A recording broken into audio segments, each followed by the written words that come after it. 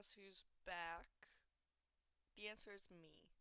Um, we are playing Of the Devil again. It's been a hot second.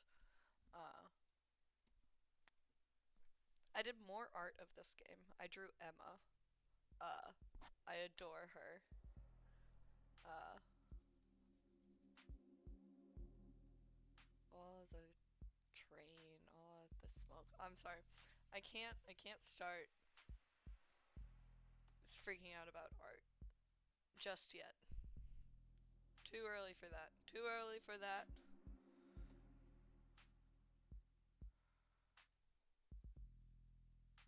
And then let's continue. They just called what's her face up to the stand last time. I did end kind of abruptly. I probably should have ended before I got to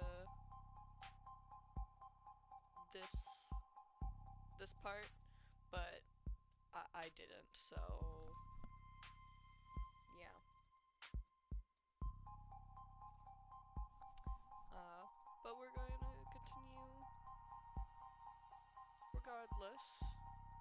Uh, I this design has grown on me a lot. I love how like the patterns are never consistent.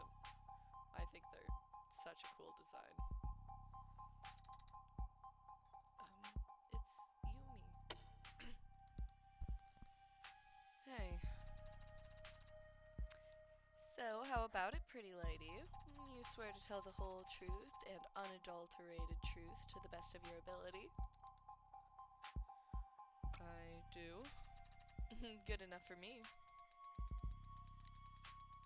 Dr. Sato, you were in charge of the autopsy for David Asher, were you not?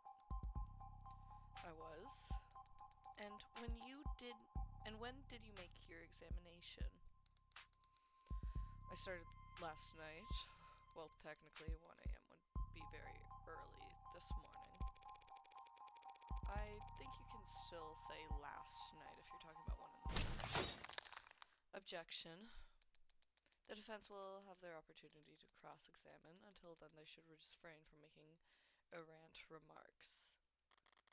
The hell? All I said was... Yeah, what she said. You mean sustained? Don't get cute with me, counselor. What the? I didn't even do. Why did I get punished? Me as a player didn't even say anything. Why would you punish me? Adjutant. Uh, adjutant. Contract in Sarah's papers.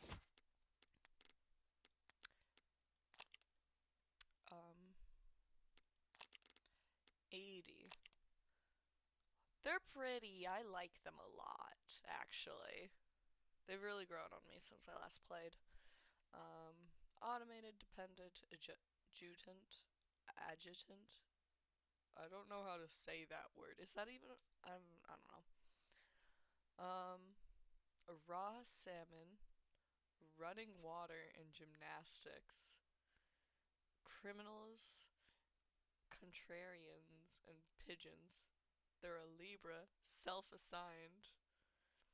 Type open, obedient, observant, O people. 3 sizes. Oh, they actually answered! Okay, so if you guys didn't know, there was a little like bonus like scenes after you complete act like chapter 0 where Sarah presumably went through and was asking everyone like questions and uh everyone was like, I'm not answering that question. Someone answered it though. To be fair, it's a robot. And I don't think they would care that much. Also, let me sign.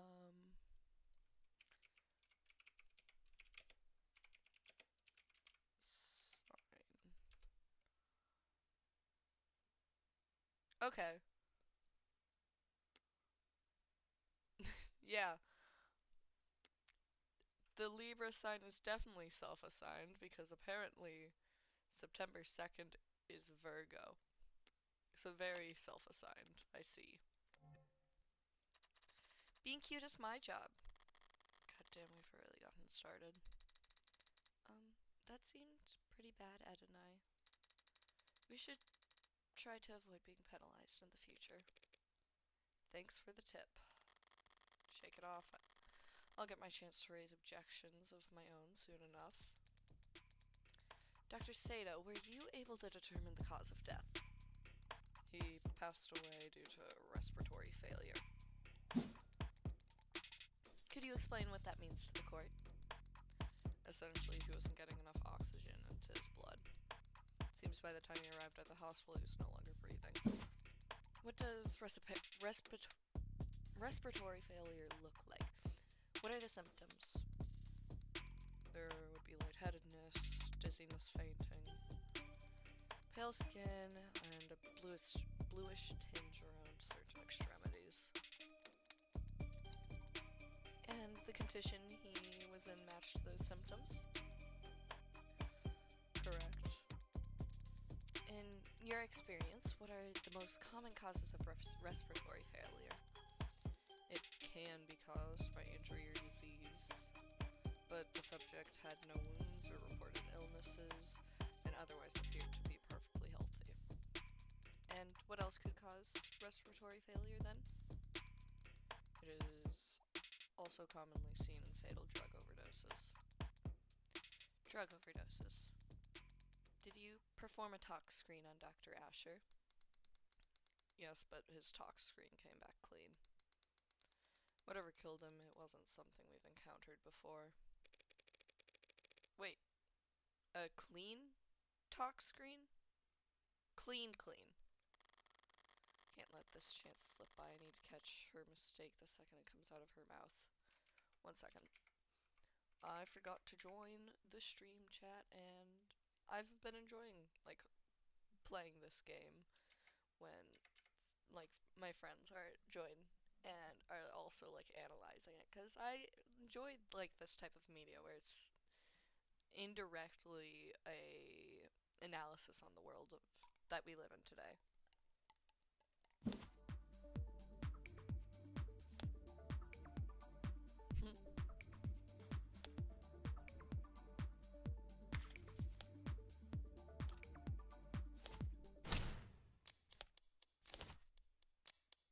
Oh, there's a time limit. I didn't know there was a time limit. You're joking, right? Just trying to keep things light. But that's supposed to be my job. So quit scabbing. Overruled. Okay.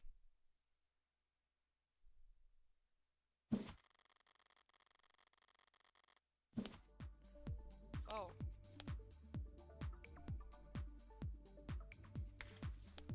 I was... Sure, I'll call. Is it at the upright cup?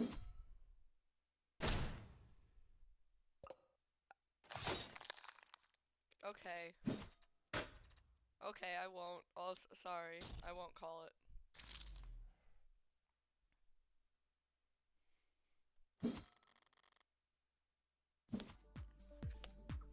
What's in the noble contract? What would... Whiskey...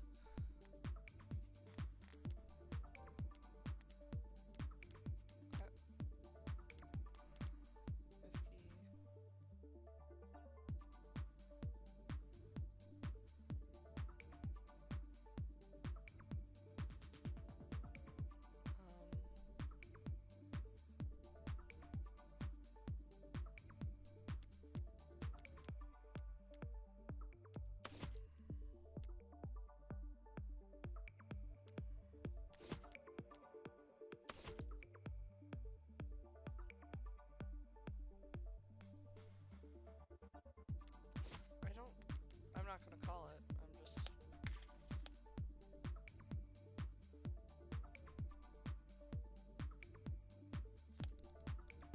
Essentially, he wasn't getting enough oxygen into his blood. Would have experienced light... Oh! I see. That's not my fault. That's not my fault. I didn't know that was what was happening.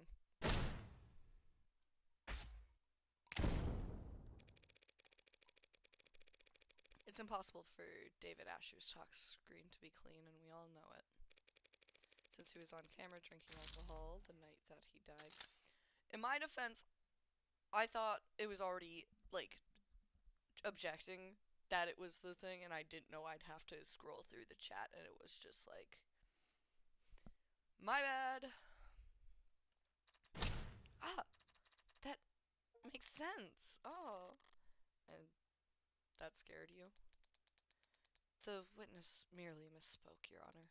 As it plainly states on the tox report itself, Dr. Asher did have alcohol in his blood, but not at such a concentration as to be lethal. Yeah, my bad. When I said the tox screen was clean, I just meant it didn't tell the attending physicians anything they didn't already know. Overall, a little more nitpicky than I like to be, but at least I was able to balance the momentum, more or less. Shall we continue, Dr. Sato? If the tox screens were negative for pharmaceuticals and drugs, what caused Asher's respiratory failure? During my autopsy, I analyzed his blood and was able to isolate a foreign compound. So there was a lethal dose of drug inside his body.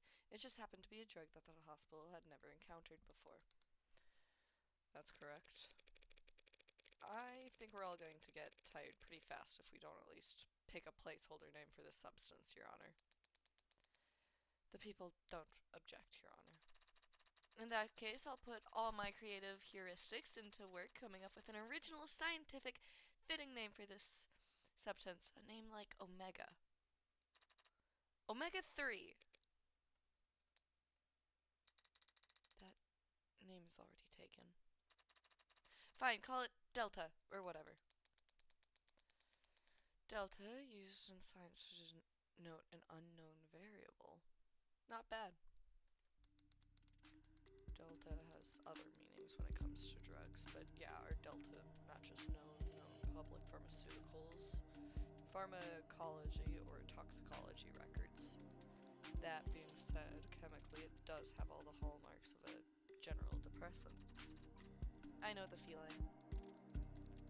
So it stands to reason that it would exhibit a similar effect on the body when ingested. You say ingested. Why? I eliminated all other possibilities during my examination of the body. He must have swallowed it, and judging from the stomach contents, it must have been a liquid. Thank you, Dr. Sato. Shall I summarize the things for the court? Yes, please, I wasn't listening that closely. The victim died of respiratory failure, and his tox... That's the wrong voice! And his tox screen showed that his blood was clear of anything that could that could cause respiratory failure. Except for this unknown substance. The poison we've labeled as Delta. Well, that sounds like a textbook suicide. Shall we wrap it up here? Not quite yet, Your Honor. This may clearly be a poisoning, but there's at least one detail about the case that doesn't feel like suicide at all.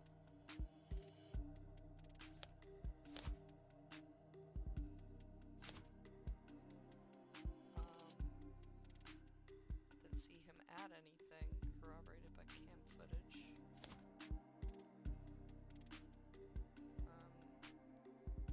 The whiskey was negative for poison.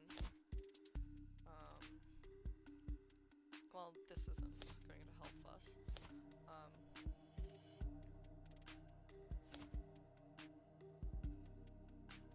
I think it was negative. So it's either the God, is it the whiskey being negative, or is it the... Nope. Like... But there's like the areas without the cameras, and he did go in there, so I'm gonna say the whiskey. Whiskey? What about it? It wasn't that expensive. Why wouldn't he want to drink the most expensive liquor possible if he was... Do you really want to finish that? Leave me alone!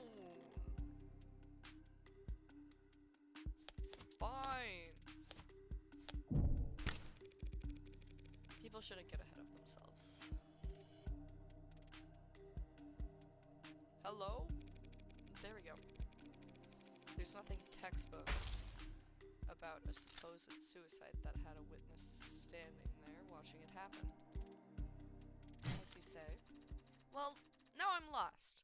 Was this poisoning a suicide or not? If that's the case, then perhaps we should give the defense the opportunity to cross-examine. Unless they're going to insist on testifying themselves. How kind of you to offer. How do I counter? Emma's argument basically goes as follows. David ingested Delta knowingly, and Delta caused his respiratory failure. He died of respiratory failure, thus David committed suicide. With my cross-examination, I need to put a microscope over the weakest part of that argument, and hope that some cracks appear under pressure.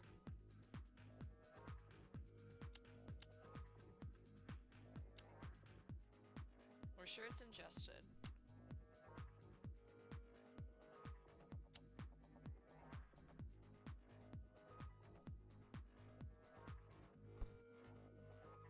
I mean, this one is like the least solid, I think, because like, even though there was an unknown drug, doesn't necessarily mean that was the exact cause.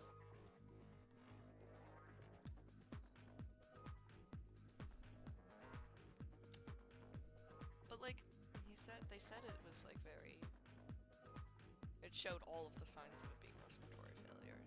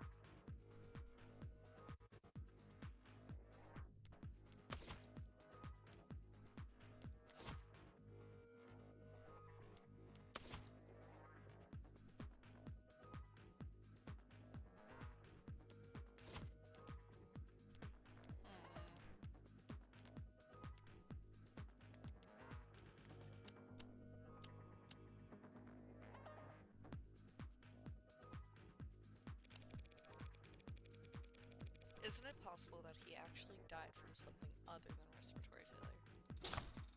Okay. Hey guys, I don't know if I'm good at this.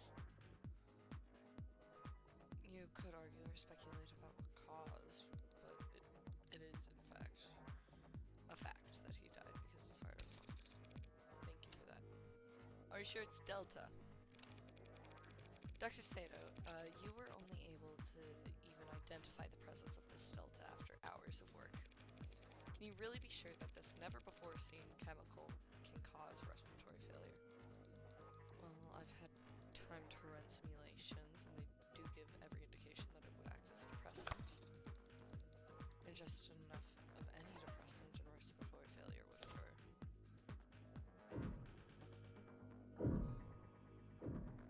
Simulations? Okay, I haven't played with this, like, exact, like, form of it. I never had to deal with the cards even in the, like, in Chapter 0. So I'm very, like, new to this exact format.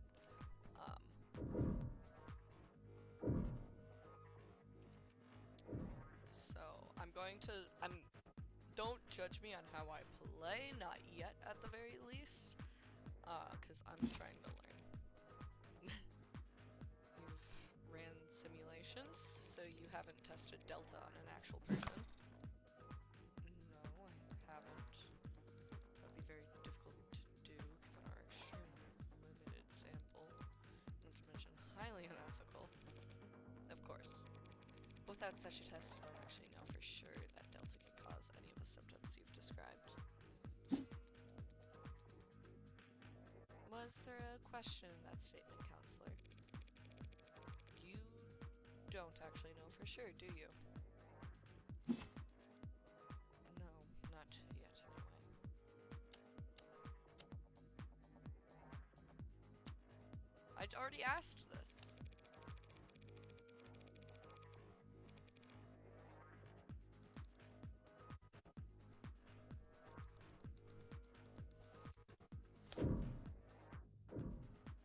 Wait, I'm confused. I already said this.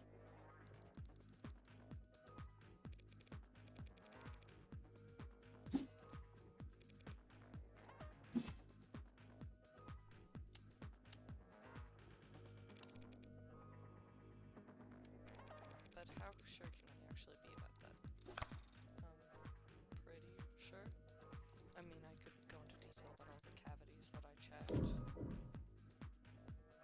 Was it knowingly ingested? But how sure can we be that the subject ingested the delta knowingly? Well, we can't be sure of that. Certainly not from just an autopsy. You said it must have been a liquid, yes? Would it have been a large amount? Depends on the concentration of the delivery solution. Could have just been a drop. The kind of thing that could easily go unnoticed, yes. Calls for speculation, Your Honor. Withdrawn. Aw, man. I wanted to jump on her case. Seems like that's... Blackjack.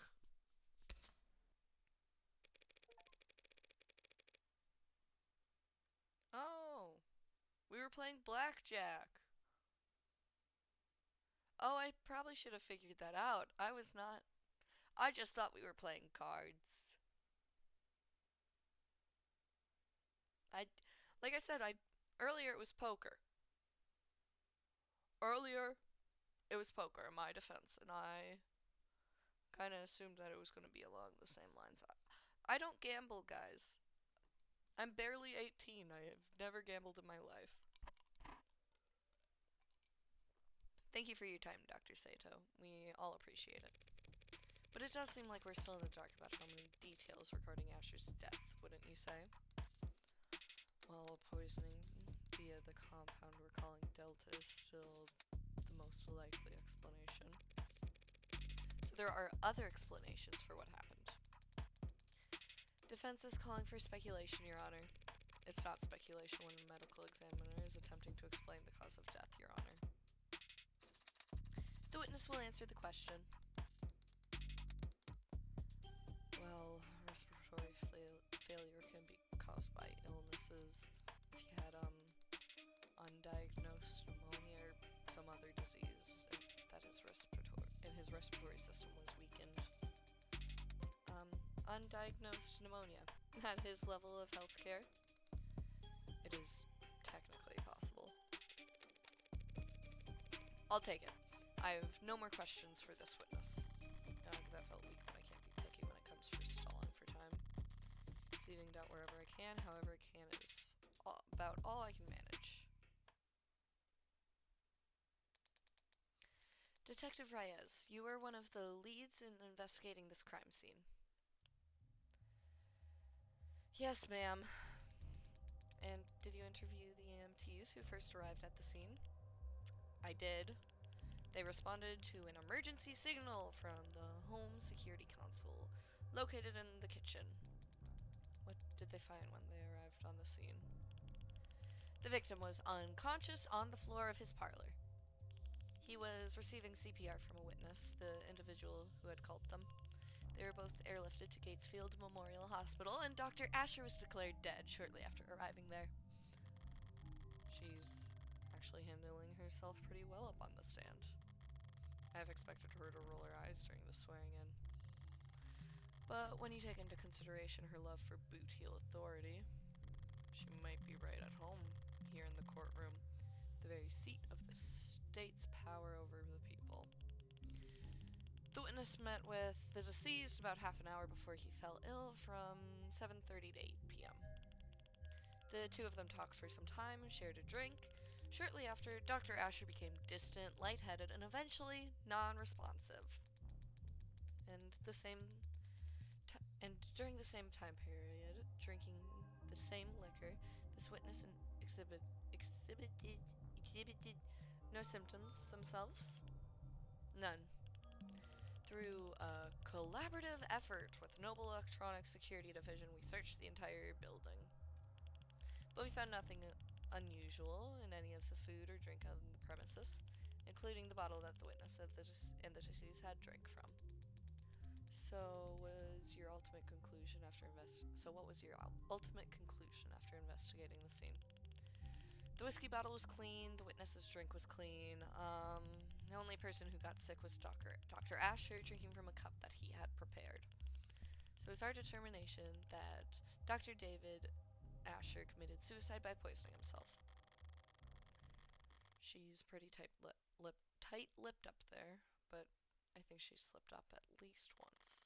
Police want to claim they've eliminated every other possibility and covered every angle. But I know there are a number of blind spots that they're not willing to admit to.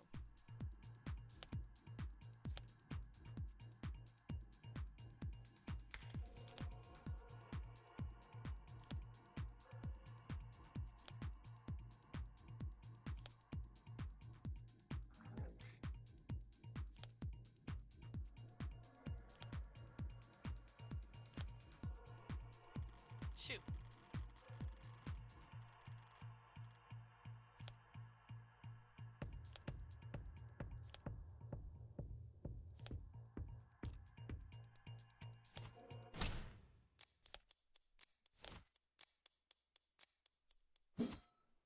There is no poison in the cup, though.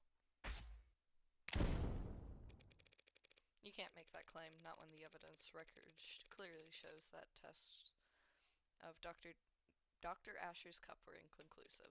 The police can't claim he drank from a poisoned cup without first proving that his cup was, in fact, poisoned. You're talking a lot of sense, lady. Does it resolve, or do you have a response? D.A. Rockford. Testing on the disease's cup has been inconclusive so far, Your Honor. I don't dispute that. Though I'd be surprised if the defense has any idea how else the poison could have possibly been delivered to Dr. Asher alone. Not at this time, but that's the funny thing about the burden of proof.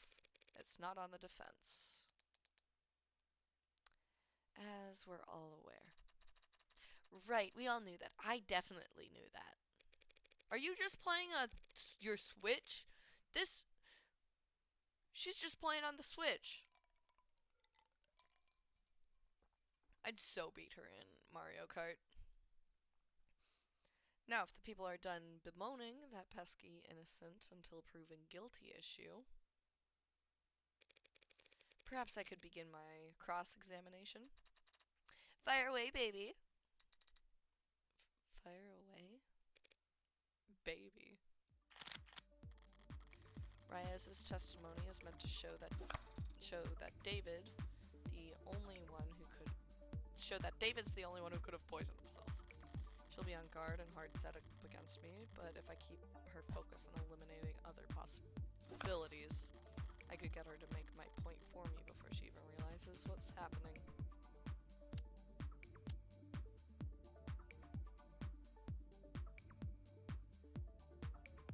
We know there's other people in the building, and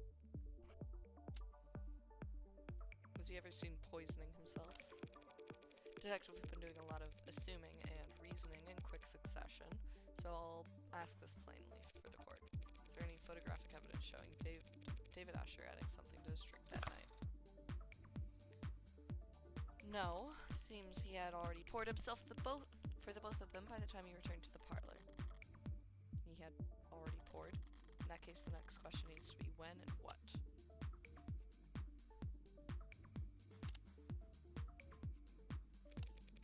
Detective, isn't it possible that Dr. Asher was poisoned off camera?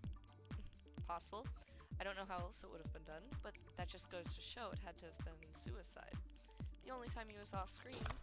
Ooh. Oh no, I lost. Shit, that's not where I wanted to lead the conversation. It might certainly seem that way.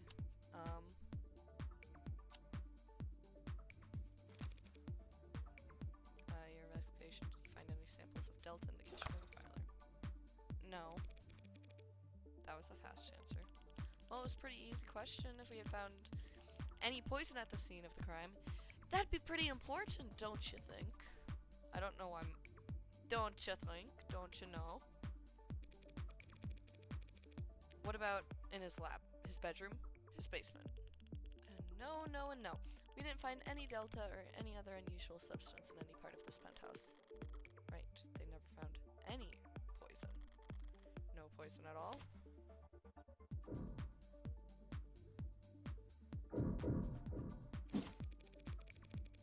At any point in the investigation was poison found on the body of the deceased? No. He must have been searched. Did he have any capsules or vials, eyedroppers? Didn't even have his wallet on him. Why?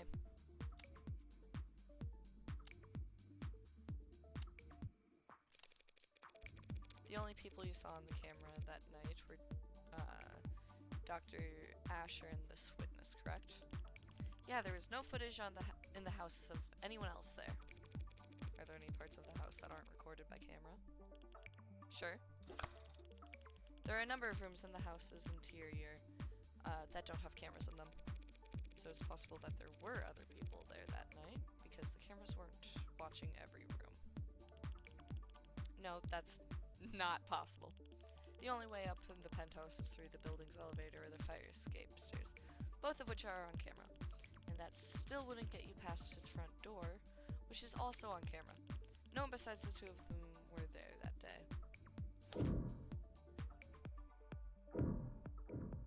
What about... But I also have 21. I've gotten to the thing. I've won. I feel like if I press, I'm just gonna lose. Thank you for enlightening the court about this point, detective. What point? Well, I think it's strange, don't you, detective? I mean, how could he have possibly poisoned himself without first procuring some poison? Let's go! I'm so smart, guys. I'm like... don't look at any evidence of me being dumb. But, like, right now, evidence is pointing to me being smart. Like, just don't look in the past, and I'm like the smartest person you've ever met. And don't compare me to anyone else, but like, I'm the smartest, you know? Don't look at the examples of me losing literally less than 20 minutes ago. What do you mean, procure? Where did it come from, detective? The poison that you're so sure was dissolved in his drink. It can't have come from thin air, you understand. It had to have been in another container at some point. Whatever it was in before, it probably evaporated. All of it? It only took a small droplet to kill. Your Honor, are you going to ask them to keep it civil? In a minute, sure. It's getting good. There wasn't any pill bottle in his bathroom or syringe in his pocket containing this apparently deadly substance. So how did he get it? What did he keep it in? The police want to claim that Dr. Asher committed suicide because they've established that his guests never had an opportunity to kill him, but they failed to prove that the victim had the means to kill himself. Then I guess I'll be the one to move things along. The Delta didn't come out of thin air, Counselor. And it didn't come from a syringe either. Dr. Asher was able to drip the poison right into his gut. Straight from the source. Shit, that's way too specific to be a bluff. Allow me to submit into evidence Exhibit G. A piece of machinery found in Dr. Asher's laboratory. Sold under the product name Nanofacture. Oh, I know this one! It's used in delicate scientific work to produce nanomachines, chemical compounds, and polymers. That's the same machine I saw when Dawes gave me a tour of the production floor. Very good, Your Honor. Anyways, it's a valuable tool in any scientific laboratory, and Dr. Asher was well acquainted with its use. As a matter of fact, he had a number of presets coded into it. Even the android can see where this is going. With just a few taps, he could reproduce any number of specific substances for his research, or any other chemical his heart desired, really. You think Randoc Mechanics would allow their product to be used to produce illicit chemicals? Using the manufacturer to make unlicensed drugs does go against their terms and conditions, so Dr. Asher's warranty is certainty.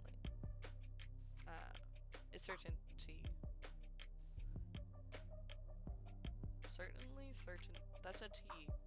But I feel like it's meant to be certainly. Null and void. But they can't hard code their machines to prevent the production of a drug that hasn't been invented yet.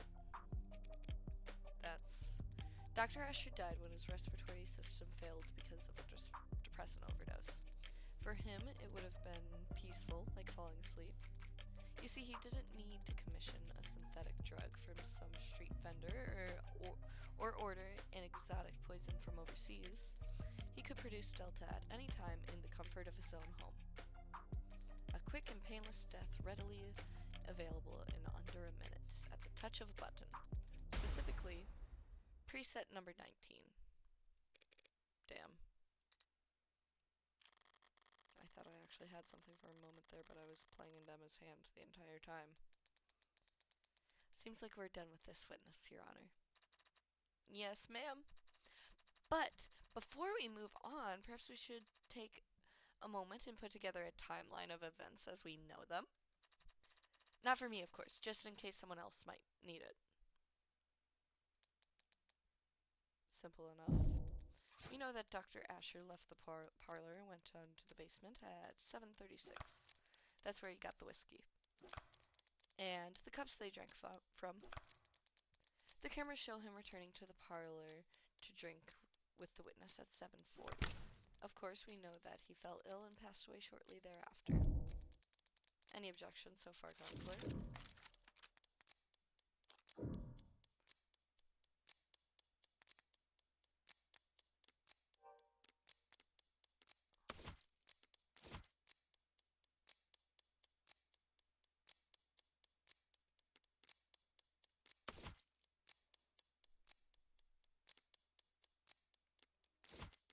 I don't know.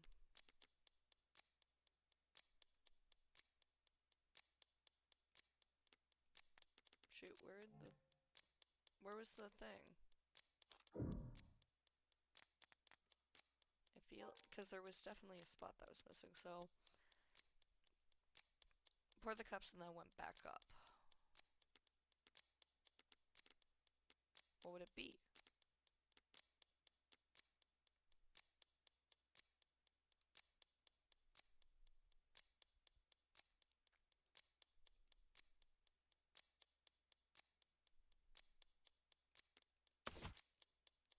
Arrived at 7:30 and remain on.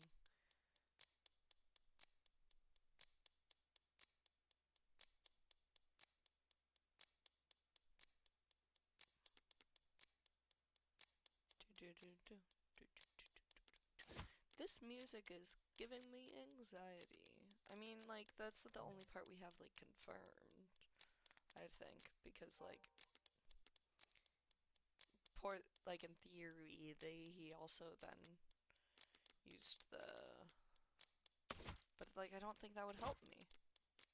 But I feel like I wouldn't be able to, I wonder what things they'd give me. I don't think raising is, like, a good idea. How many things do I have? I have 53, I still have to spend.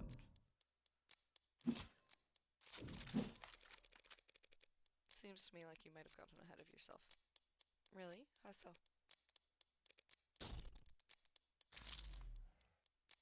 Okay, what? That was so much! Right, as I was saying, with this last piece of evidence, we now know that Asher could have easily dispensed the poison directly into his cup by placing it inside of the manufacturer, activating the preset that was simply Waiting 2 minutes. What if I was gonna put that there? What if I was gonna put that there? If I That would have been the thing I probably would have put in. Easily accomplished during the 4 minutes he spent off camera from 7:36 to 7:40. Wouldn't you say? Ooh, a complete timeline of the events. He had the means, he had the only opportunity. Seems like we're about to really wrap up here, no? Where are we on that loading bar of yours, Sarah? I had a feeling you'd say that.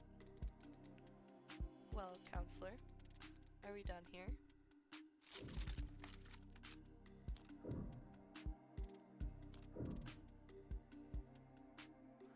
I don't want to, because, if I stay, I lose. I lose if I stay, because then I'm saying I raise, and if I lose, I lose. Feels like we're missing at least one biggie here, folks. Namely, motive. There we go. Oh, right, I knew that I wasn't getting excited to finish early or anything. This is a preliminary hearing, counselor. Our focus should be on the evidence, so... Just feels like an awful waste of taxpayer dollars to get us all down here for debate and not get into the truth of the matter, you know? So, I was hoping we didn't have to go through this next part. What are you talking about? The boyfriend? Your Honor, if it pleases the court. Ooh, new evidence? Gimme, gimme, gimme. This is a recording of a phone conversation dated at 6:30 p.m. last night between the deceased and a man he was in relation with. A man named Isaac Porter. Porter and David's breakup call? If Emma wants to present it here now, then the content must be... Relevance, Your Honor? Yeah, that. What bearing does this recording have on the case at hand? It establishes what emotional state the deceased was in on the day he died. Cool, begin the playback. Oh, I don't have a voice for David. Hello? Always so soft-spoken. Oh, they're pretty. Isaac, you there? Yeah, I'm here. What's wrong? Don't know. Guess I wasn't expecting you to pick up. Why not? Did you mean to call me? Yeah, I did. You gonna ask me how I've been? Yeah, how have you been? Christ, David! What's the matter? Whatever it is about you. Whatever I did, I'm sorry. Whatever you did? That's alright, man. I'm sure you are sorry. I just don't want any more apologies from you. I'm so... Okay? And I don't think I want anything from you anymore, okay, David? What do you mean? I shouldn't have done this. This was unnecessary. My bad, man, for not taking the hints. With you, it's always better left unsaid, right? More efficient that way, so you can keep working. Isaac, if I've been distant with you, or... Nah, you haven't been distant with me, or cold with me, or anything with me for a while. Isaac. Just forget it, man. Forget I called. Forget it all, yeah? Let's just forget we were ever anything but strangers. That's all we are now, anyway. Isaac, recently I've been distracted, you know? Nah, don't worry about it. Really, we're good. Oh. Okay. So, do you need anything, or should I?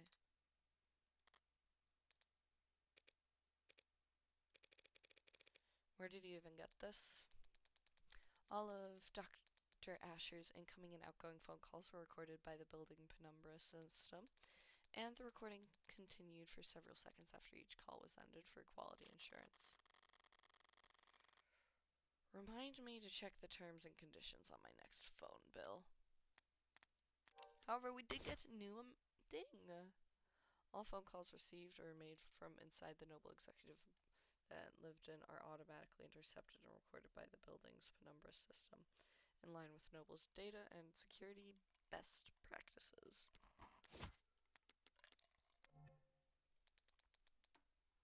Shall we hear the rest? Gotta be the last time. The last time I let someone. The last time. Father? It might just be a call, but it makes for pretty damning evidence at this point in the discussion. Emma's got her means and opportunity and motive all lined up.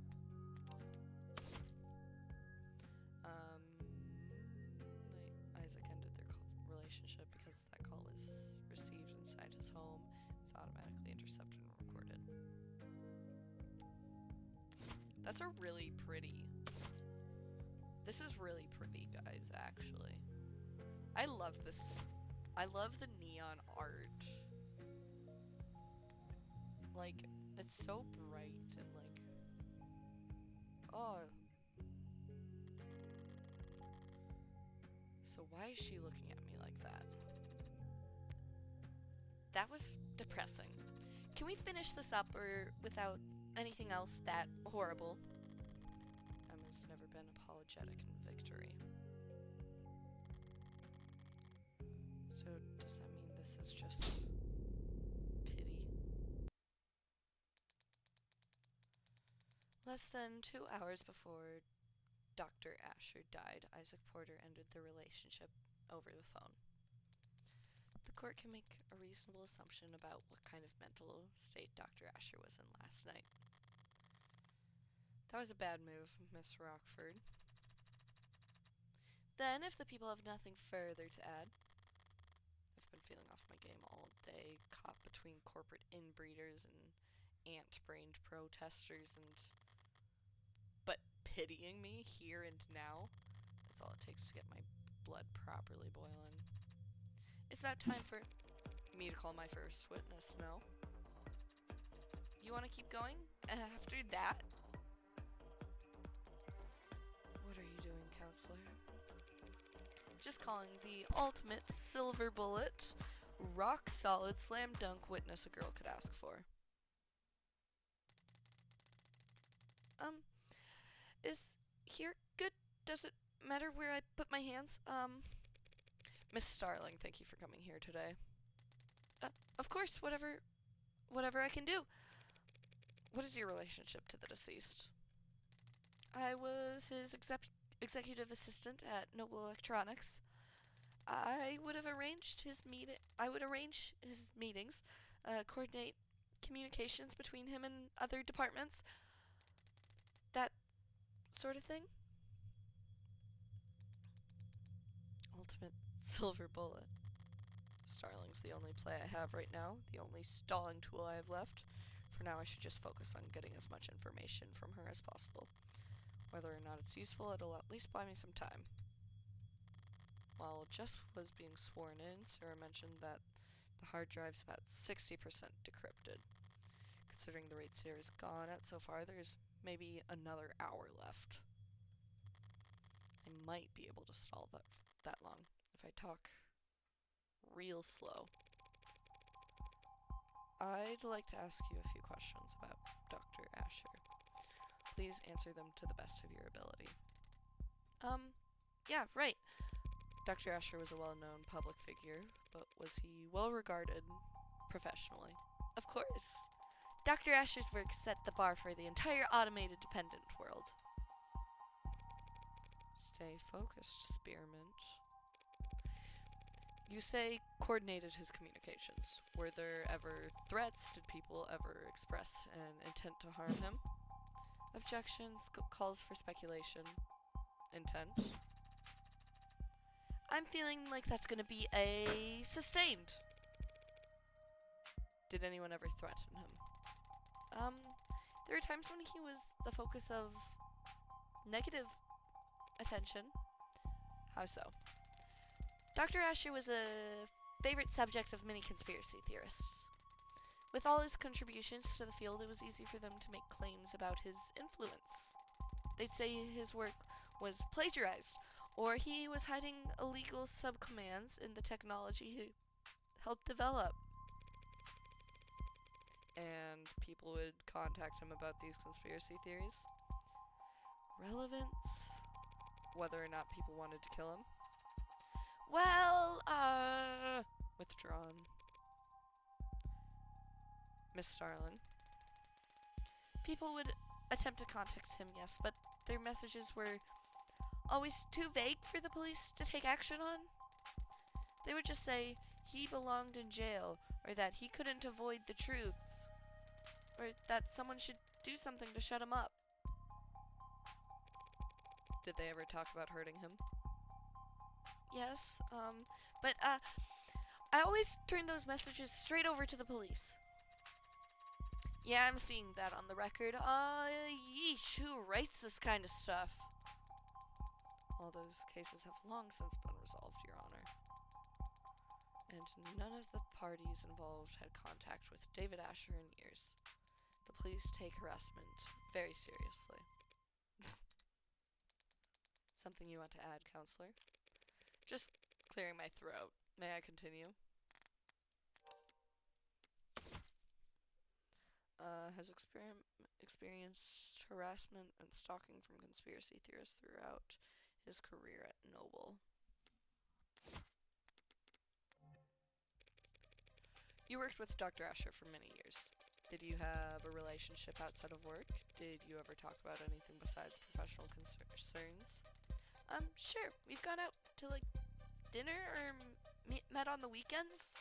I think he liked to pick my brain since he needed relationship advice a lot, even if he didn't realize that's what he was asking for.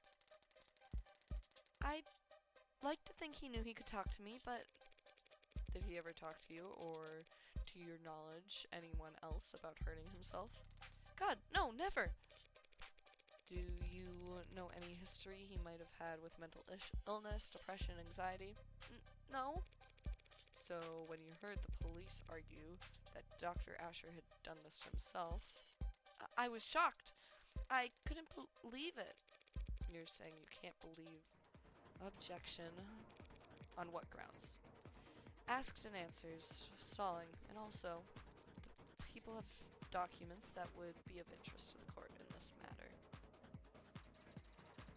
Juicy. And what matter specifically are you referring to? The deceased's mental health history. Emma wouldn't be speaking up if she didn't have something real. So what the hell is this about? We have private correspondence that describe. If they're private, then they should not have been obtained by the people without his permission. He can't give permission if he's already dead, and we're well within our rights to obtain evidence as it pertains to his crime. Convincing. Damn, I didn't honestly expect to stop her from admitting her evidence into the record. But I was hoping to at least slow her. Where are you going on? Where are you on that footage? 77%. Approximately. I need to buy whatever time I can, however I can. Even if that means running out the clock as a punching bag. I have here messages between Dr. Asher and a psychiatrist he was meeting with and speaking for the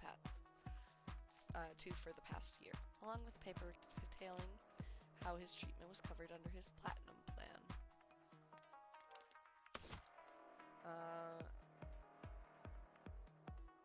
Used to schedule and pay for psychiatric on several occasions in the past year. Platinum? I don't intend to air out all of Dr. Asher's secrets here in court. Oh, okay, I guess. But I am prepared to read excerpts from messages and transcripts from phone calls, which, when put together, paint a clear picture of the kind of stress David Asher was experiencing, and the dark thoughts he was struggling with. Transcripts of his phone calls. I'll admit them into evidence, assuming there are no objections.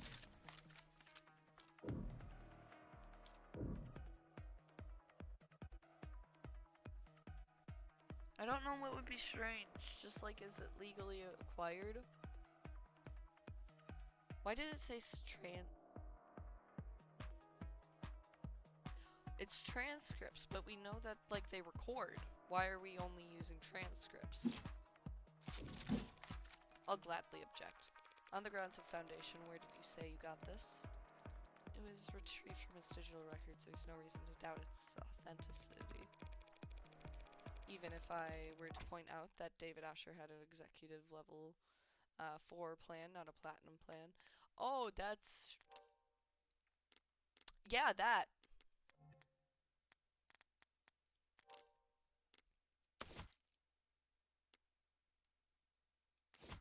That's what I was pointing out. What? Really? Really? Yes, really. It's all there on the record. This is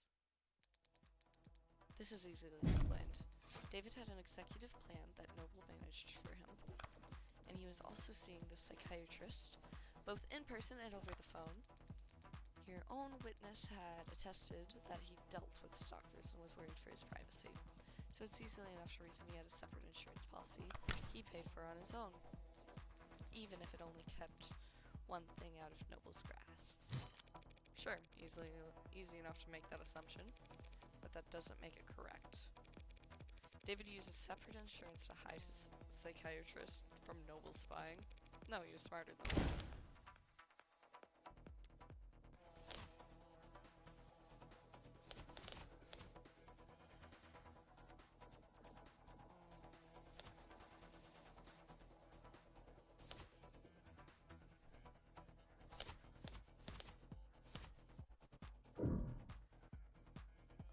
David had hid his things from Noble.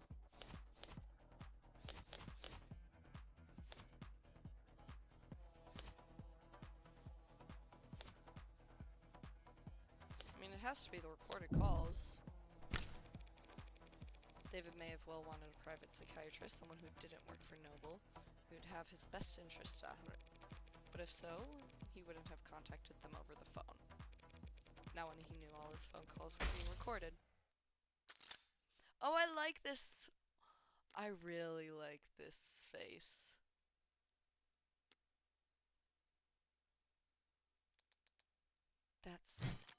David Asher was well versed in having every aspect of his life overanalyzed by data-hungry parasites.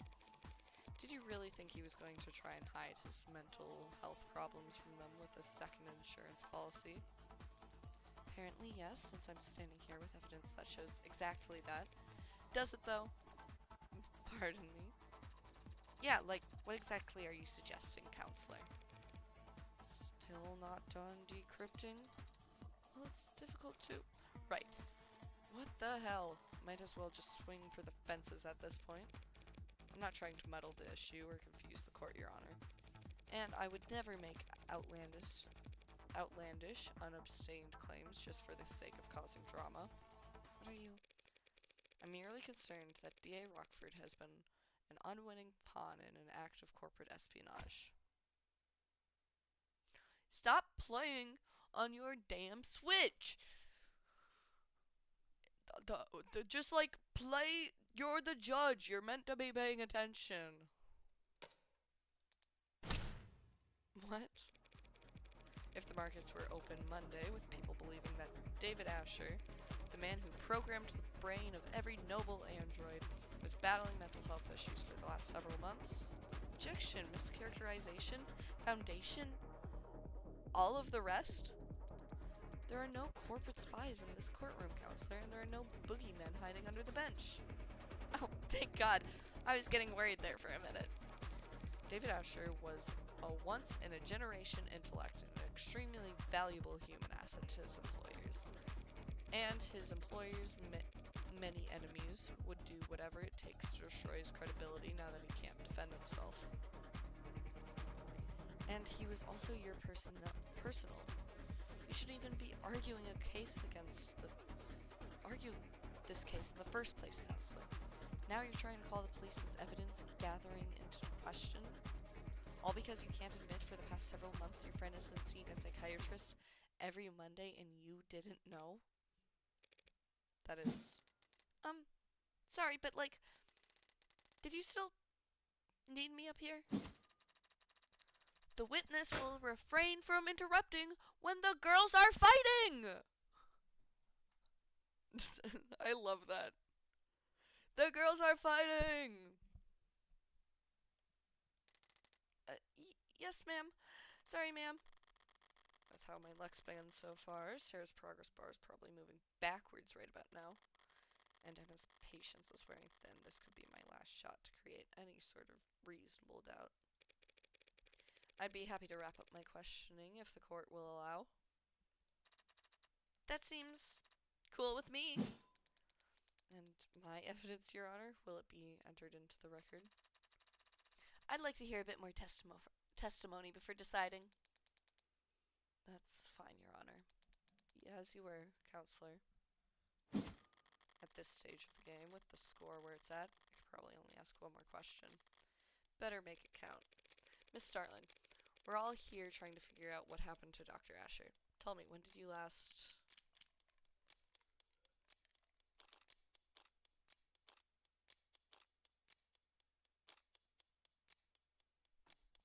They said I only had time for one more question. Last see his work. You know when you last hear from him. What am I trying to like prove actually?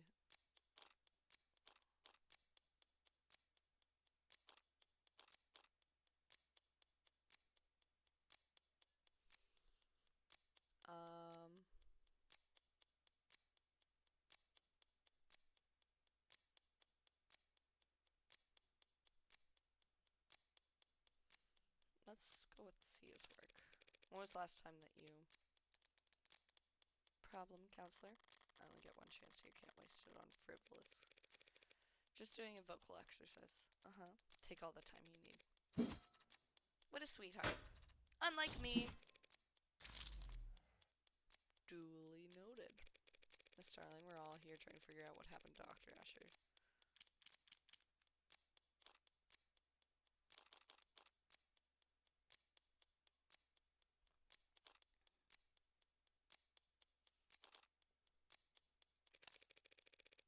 When was the last time? I don't know what you want from me! What's the point you're trying to make? That's the problem with this game.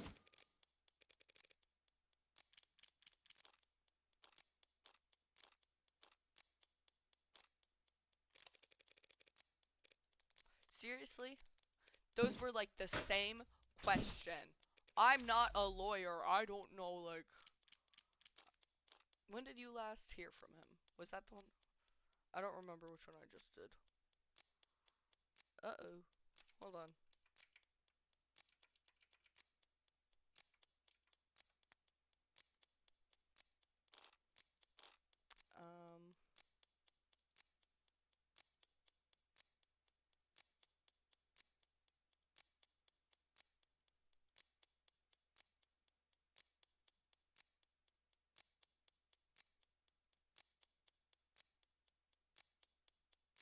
I went with see him. When did you last hear from him? When was the last time you spoke with Dr. Asher, Mrs. Starling? Well, that's pretty easy to figure out. Let me just... Yeah, it was last night at 6:57. We texted back and forth. And do we feel that that's relevant, Your Honor? Relevant?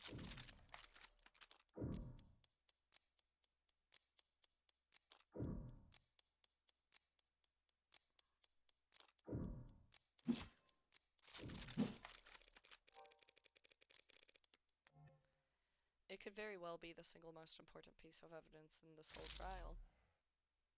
What? I just got chills. Oh, they're so pretty. Look at their... I love this pose, actually. Guys, I'm normal about art, I promise you. Don't know why, though. Must be a coolant leak. The defense doesn't know what they're talking about. On the contrary, these texts are a vital piece of evidence that change the timeline of events as we know them. You know what happened to David last night, generally speaking. The order of events is critical, especially if Emma wants to make claims about David's state of mind.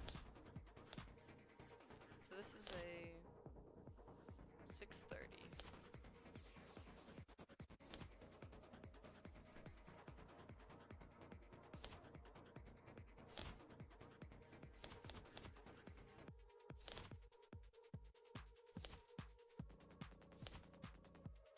Well, the first thing was the call, right? Yeah. What time did... Let me look at the evidence.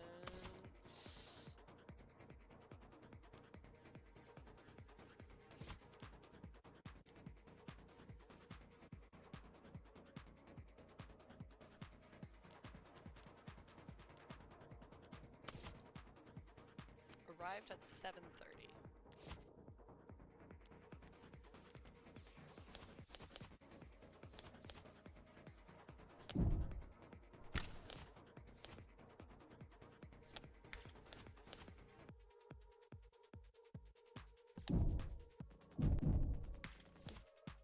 Would the testimony technically be afterwards, after he faints? I don't know if, like, the technical, like... Hold on, which one is it specifically? Jung's testimony. So witness testimony, same thing.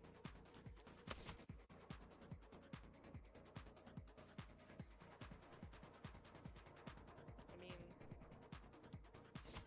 Technically, we got the testimony after David faints. Is that right? So annoying.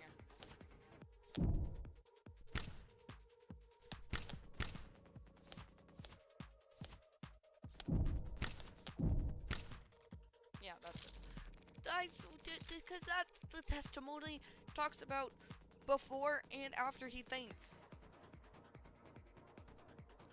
Thanks to Miss Starling, we've now got a much clearer picture of the night's events.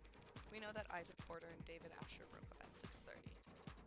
And I was rooting for them so hard! And we know that David messaged his assistant, Miss Starling, at 6:57.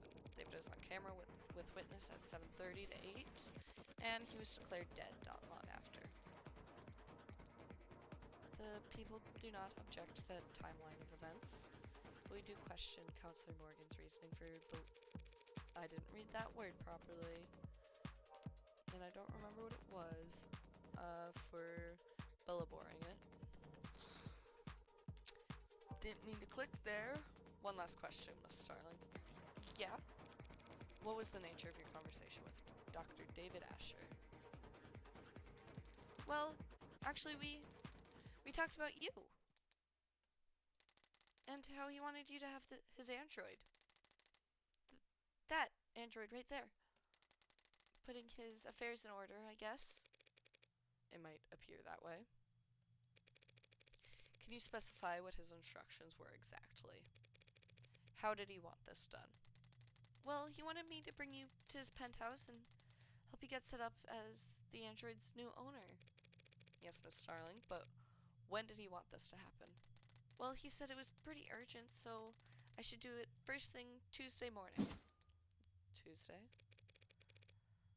First thing Tuesday morning. David Asher didn't like doing anything on Mondays. And was he going to be in attendance? Well, actually, yes, he said that he would work from home to help us. No, hey, he intended for us to have that much trouble getting to... Oh! Oh! To summarize then, half an hour after he had already had his breakup and half an hour before his guest had arrived, he was planning an appointment that would require his presence with you for next Tuesday. That's right, he was! Not something you would think to do if you were planning on dying that very night. Yeah, you're right. That's... Your Honor, if David Asher was preparing for the week ahead a mere hour before he passed away, don't you think the people's assumptions about his mental state ought to be re-examined? That's... Your logic is sound. Do the people have a rebuttal? Perhaps. If the if the court will allow a moment. Sounds like an opening for me. If we assume that Dr. Asher was not suicidal and therefore did not kill himself, we must then ask ourselves who else had the means, motive, and opportunity to take his life. Until now, we've taken for granted this idea that Delta must have come from his nanofactory, from inside the house. Adonai? Not right now. But even if that's true, which may not be, that doesn't mean he was the one using the manufacturer. Adonai! Would you allow me one moment to confer, Your Honor? Sure, why not throw away your momentum? I'm in the middle of something, Sarah. I can't afford to let Rockford... I've gained access to the hard drive's file. What? Seriously? As I said, progress with this type of encryption is exponential. It can be difficult to estimate. Right, okay. Do you have the footage from last night? I have the file. The file with the footage. Have you watched it? I thought you'd want to know right away. Suppose it doesn't matter. Either this has our silver bullet and we've got a case, or it doesn't and everything falls apart. That seems quite risky. It's the least risky path to victory we have, seeing how it's the only path to victory we have. Screw it. Upload it to the court computer. Yes, Adonai. Thank you for your patience, Your Honor. Your Honor.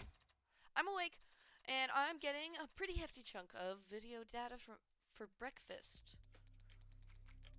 You're submitting security footage into evidence. New security footage. The police corroborated the witness's testimony using the house cameras, security cameras installed by Noble, as a part of the Penumbra system that showed the parlor, the kitchen, but not the basement. During the course of my investigation, I uncovered a hidden security circuit beneath the deceased's own home system. You what? The people say that the Delta must have been in Dr. Asher's cup because there's no way for him to have ingested it. We never saw him or anyone else put anything in his cup on camera.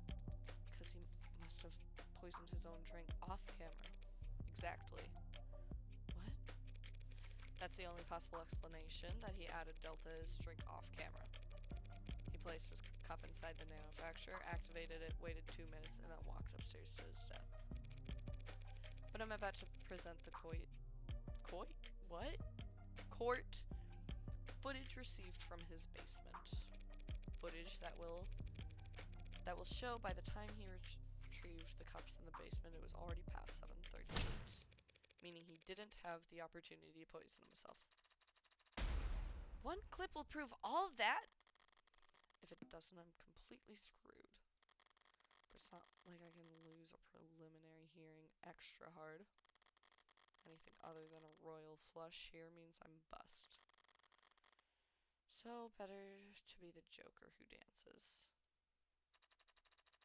The data has been entered into the court record. Sarah, show us when Dr. Asher entered the basement. Yes, Adonai, I'll search for it now.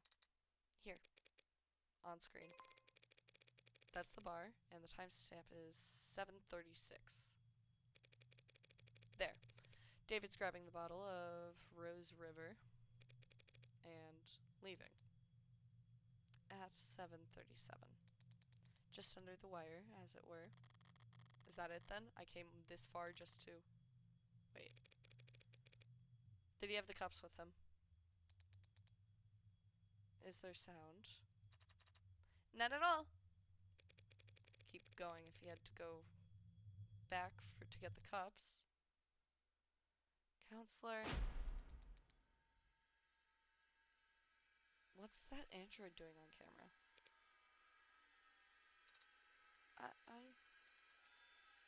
It's at the bar.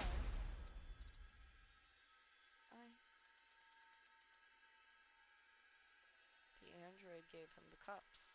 Shit. That machine never stepped on camera upstairs, not once. We don't know its whereabouts the day of his death. It could have poisoned the cups whenever it wanted. Shit! What is this? I don't understand. Your Honor, have the courtroom cleared. Understood. Please, someone.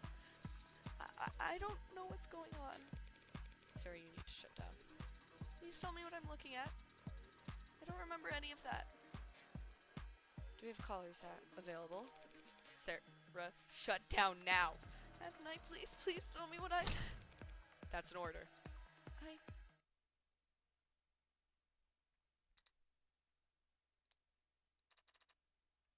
Is it off? Yeah, it's off. I've seen this before. It won't do anything until I reactivate it. We don't know that. We don't know anything about this anymore. That's... Your Honor. In light of this most recent evidence, the people would like to withdraw their charges against Dr. Asher and end this preliminary hearing. It has been made abundantly clear that David Asher did not commit suicide. Very well, the charges are withdrawn and the defendant is free to go. Well, as free as he can be in the afterlife. This case is dismissed. Congratulations, Counselor Morgan. Yay, chalk up another victory for Morgan Esquire. All I have to do is deal with the shitstorm of a decade. Yippee! We did it! We won! This is going great for me! Well, I managed to prove that David didn't kill himself. And in the process, I proved that his android did. I proved that the android that's been walking around with me all day is capable of murder. Killer robot, a true, unbound AI with military-grade specs and at least one death to its name already. So much for avoiding the public eye. Thank you for coming here on such short notice, Judge Barrows. Ha! As if I'm doing you some kind of favor. I didn't realize I had any choice in the matter. This isn't some bad joke, is it, Miss Rockford? I'm afraid not, Your Honor. You know, I like the adjutants. I always have. They deal with the criminal trials so that bookish, quiet, contemplative people like me can spend all day typing up arguments for obscure legal treaties. That's what I like to do. They're so pretty. The purple, ah.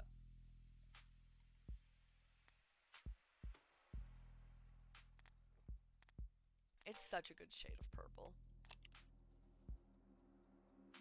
Occupation, superior judge of the higher circuit. Likes air conditioning, espresso, and reclining chairs. Dislikes parking lots, noise pollution, and mud. I've been learning about noise pollution a bunch recently. That's been great.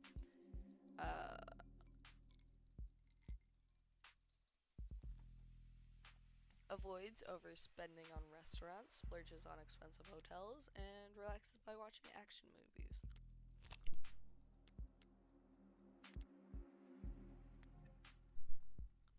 That's what I like to do. I don't like coming down here and dealing with all of this heavy-handedness. Won't someone toiling away under the police state think the poor... What? Won't someone toiling under the police state think of the poor bureaucrats? And I certainly don't like making rulings on anything as spicy as AI. She can barely bring herself to say it. Cool glasses! And you, Counselor Morgan, you're the one it's registered to? That's correct, Your Honor. So, what did you do exactly? Torture an animal, shut down a hospital, crash a coin market. We have it on camera poisoning a man, killing its creator. You mean Dr. Asher? That is... We can't hope to keep this quiet for very long. All we can do is try to wrap it up quickly. Let's make haste, adjutant. Do you have the case number? Case ID is 241277A. Docket number YT9H43188282. Oh, thank you. Can you repeat that? YT984318282. I think I lost you after the first 8. I have it copied here. And what are the security procedures for an incident of this nature? A data quarantine is established around any networks the subject was exposed to for more than 66 seconds. All offending hardware is to be destroyed immediately through incineration at a minimum temperature of 3,422 degrees Celsius for 30 minutes. Sorry, Spearmint. There's nothing to be done. No debate to be had. This isn't even a discussion. Sorry, Sarah. Not Spearmint. David gave you that name. I should at least make an effort to use it. That sounds very hot. Do we have furnaces that get that hot? Of course, there are a number of industrial furnaces within city limits that I could recommend. Sorry? Why should I be sorry anyway? I fulfilled the request. Favor repaid. I don't owe Sarah anything, especially not if it killed my friend. Right, Morgan. I'm sorry. I was just saying how grateful I am to have the procedures, that we have the procedures for this kind of thing already laid out already. Yep, keeps things nice and simple. It can feel somewhat severe going through these steps so quickly, but nothing, Your Honor. Artificial intelligence is perhaps the greatest threat to human civilization, the sanctity of life there's ever been. Any piece of software, big or small, no matter the vessel. If you can violate the tenets it was programmed with, it has the potential to cripple our nation in a matter of moments. Yes, I couldn't have said it better myself. Straight from the textbook, almost. Well, I mean it. Monsters like that don't belong in this world. They should never have been born in the first place, destroying them in his kindness. If anyone is to blame, it's... No one's blaming you, Counselor. You couldn't have known you were in possession of an AI. I'm talking too much. Probably just tired. It's been a long day and I've had a lot of thoughts. Sorry, Sarah. Whatever you are. You were just born wrong. Not your fault, necessarily. If it were up to me, you'd get points for trying. Trying to be something more. Trying to be something at all. Or anything other than what you are.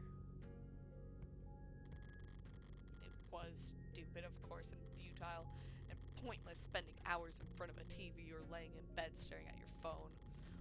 Watching stupid movies and trying to paper mache an ill-fitted mask of humanity out of all the scraps you could tear out of magazines.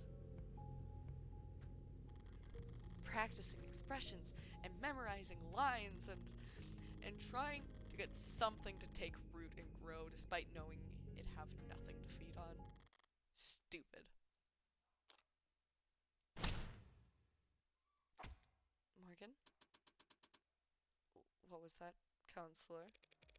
I said objection. And what are you objecting to? What are you doing, Morgan? I'm a defense attorney. This is what I do. I understand that you've been through a lot these past few hours, Counselor. But there's nothing to defend. On the contrary, Your Honor, I have to defend myself. Pardon. You say that this android, Sarah, is an AI because it broke its tenets. Obviously. And you believe it broke its tenets because of this newly discovered footage that appears to show it committing murder via poison. Well, that's true, and no laws are broken on your part. Here it comes. Never thought I'd be incriminating myself in the courtroom, just to make a point. Don't you dare try and entrap me on this.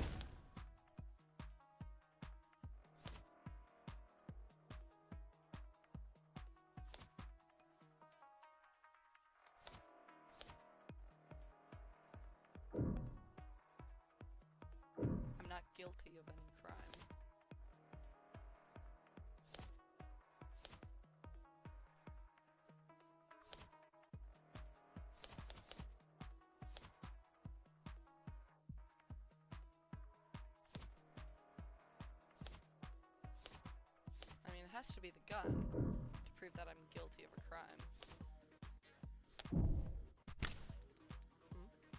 What is it? Bah! That'd be funny though.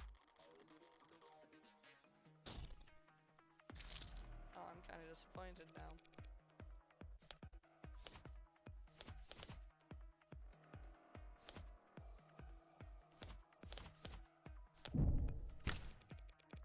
It's pretty simple, actually. If the state is making the claim that Sarah is an AI, they're accusing of me of committing a felony. Because I'm the legal owner of that android. What the hell are you doing? And if the state wants to charge me with owning an AI, I will not take that lying down. I know my rights. Counselor, your argument is self-defeating. Listen to yourself, Counselor. Claim that Sarah is just an android, a product that will be obsolete within a year. But you've only known it for a few hours. You've only owned it for a matter of minutes. You've only known it for a few hours. You've only owned it for a matter of minutes. And yet here you are risking a felony charge to save it from being demolished. Because you're wrong. And I know you wouldn't care. Not unless this android was something special. Look at us. Me arguing that I'm guilty and Emma arguing that I'm a softie. It'd be funny if it wasn't so fun. You think there's no reason I'd want to save this android from destruction other than feelings of personal attachment? I mean, money. I can think of at least one reason why I don't want Sarah to turn into a slag. One very convincing reason. Or very convincing number. What are you? What is that? That is the number for... That number is Sarah's estimated financial value in the collector's market. You've gotta be... I got it from an insurance valuation algorithm. They're designed to lowball you.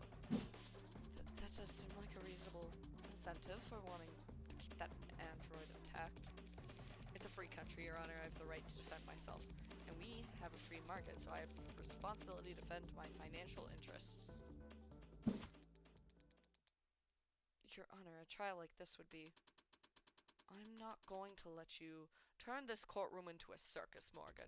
You can't spend the next half-decade bringing in expert after expert to testify in the philosophical distinction between AIs and ads, spiraling into appeal after appeal while all the media... This machine appears to have willfully killed a man. The public needs answers. Now. Of course, Your Honor. I have neither desire nor the resources to get into a drawn-out battle with the state over what constitutes as an illegal machine intellect. So, the state says my android, my property, killed a man in violation of its tenets, so they want to take my property and destroy it. I'll prove that my machine didn't harm anyone, so the state will have no reason to suspect it's an AI, and I'll get to keep my property. Unlawful seizure thwarted. Don't be cute, I feel a stomach ulcer coming in. Fine, you'll have your day in court, but it'll be one day. Tomorrow. Prove that the machine didn't kill Dr. Asher. No, prove that it couldn't have killed him. And anything less than absolute proof, and I'll have the damn thing obliterated. And you'll also be looking at a very real sentence for the public unrest you'll have enabled. Yes, Your Honor. D.A. Rockford, what I'm asking you is just as heavy. Find the truth by the end of tomorrow. We can't settle for anything else. Win or lose, there can be no doubts about the outcome of this case. Yes, Your Honor. And now I need to go lie down. Can I come? You can power down. Oh, I love this game. Oh, I love this game. Morgan. I misjudged you. At what point?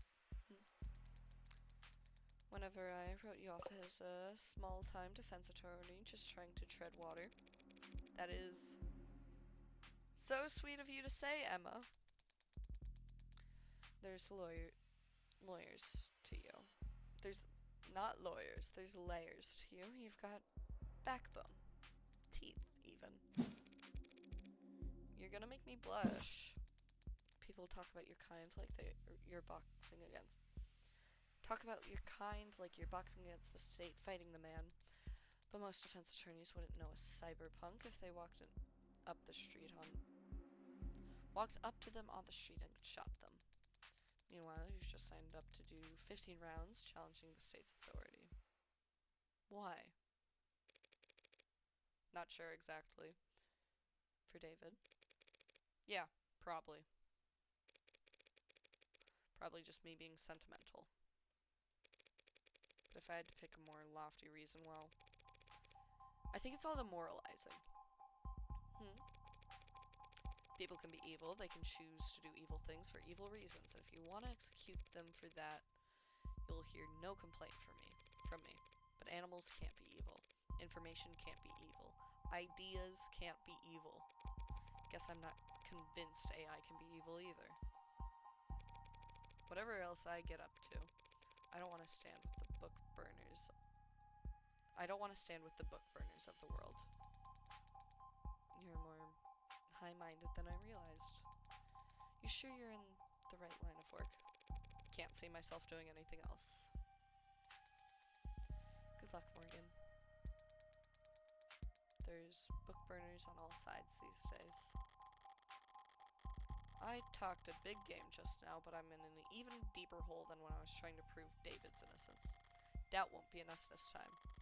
I need to find the actual culprit no matter what.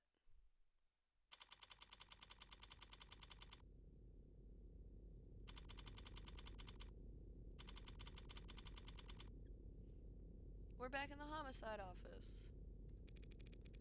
So, is that door unlocked?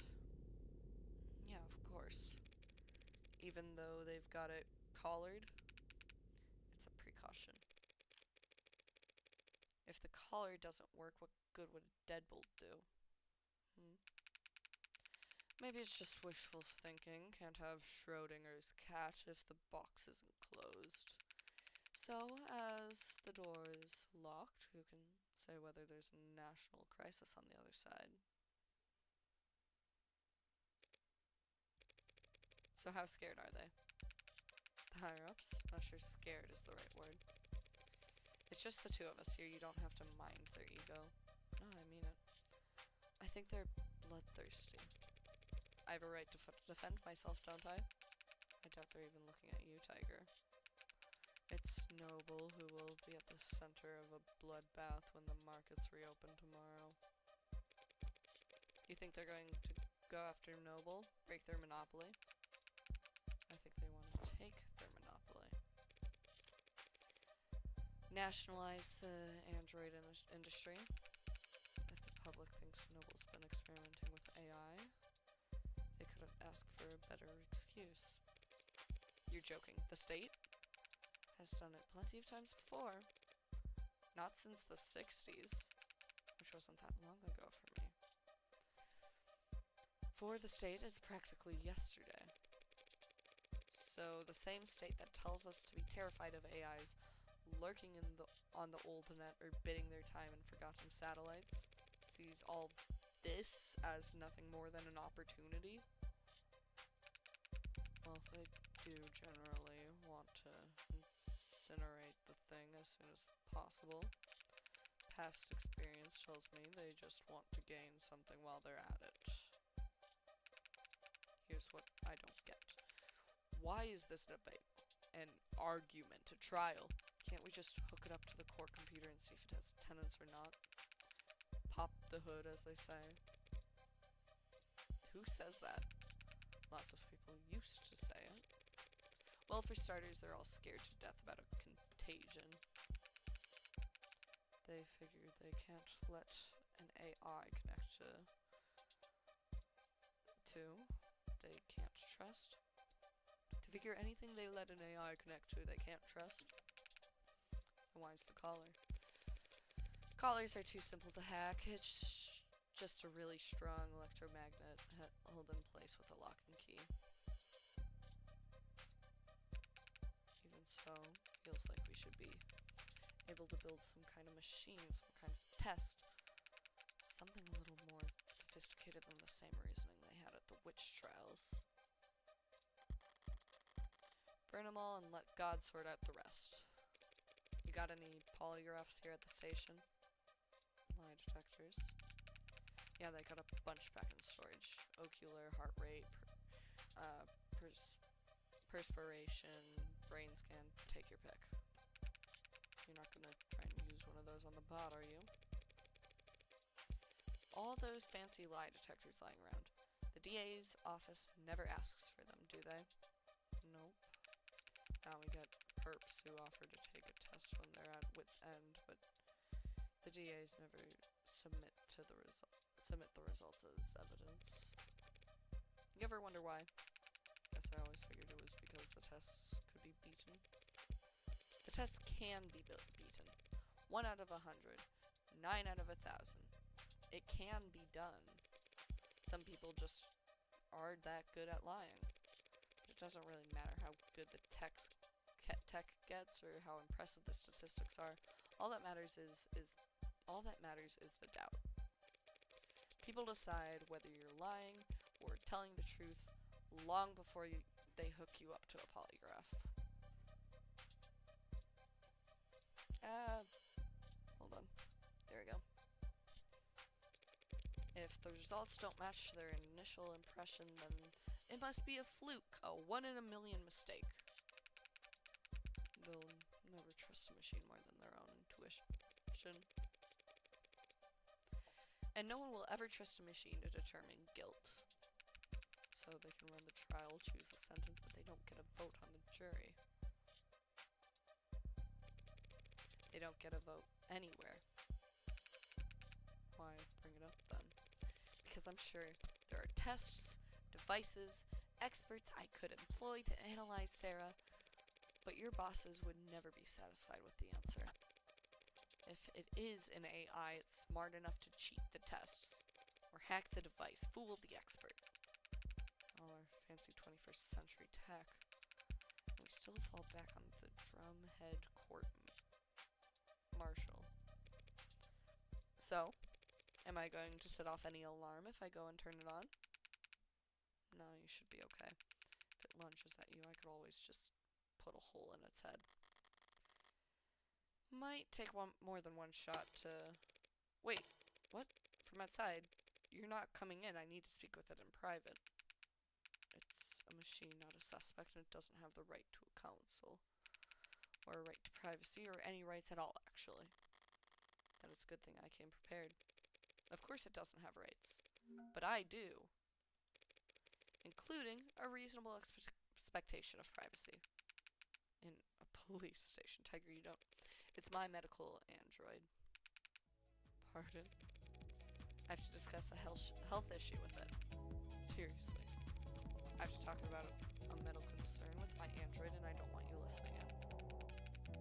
That's your medical android, like your nurse. As of last night, I was already at the courthouse. Just had to take the elevator and do some paperwork. You can check if you don't believe me.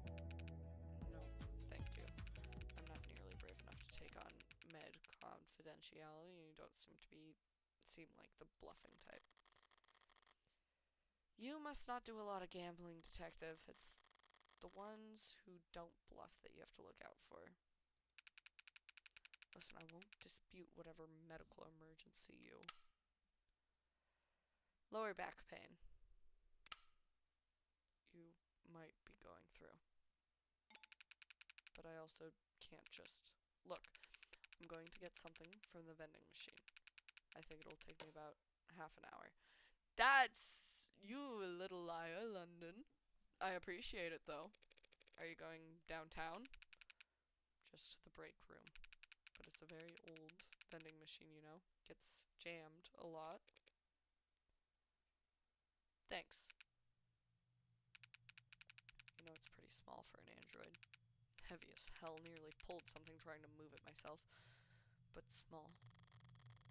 Small isn't quite the right word. The word he's looking for is young. But that's not an adjective anyone likes attaching to a machine built to serve. Potentially, in this case, a machine built to kill. Let's go question our own android. Let's go prove our innocence. Boom, boom, boom, boom. Boom, boom, boom, boom, boom, boom.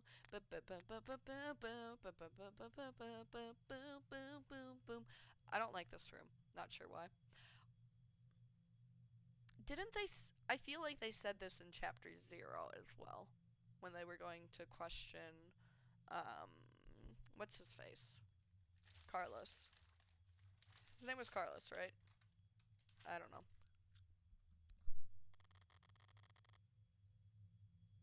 Certainly not a guilty conscience. Maybe it's the lack of ventilation. Like all the cortisol and nausea of its inhabitants never had anywhere to go. It could all just soaked into the walls. A modern haunting. Are you going to wake up when I tell you to this time? Or do we have to do the whole meet cute over again? Where am I? Why don't I know where I am? For the first time in your life, you're not connected to anything. How does it feel? What is this? We were at the courthouse, the footage. This numbness around my neck. Father, what happened? Oh my god, they really are like...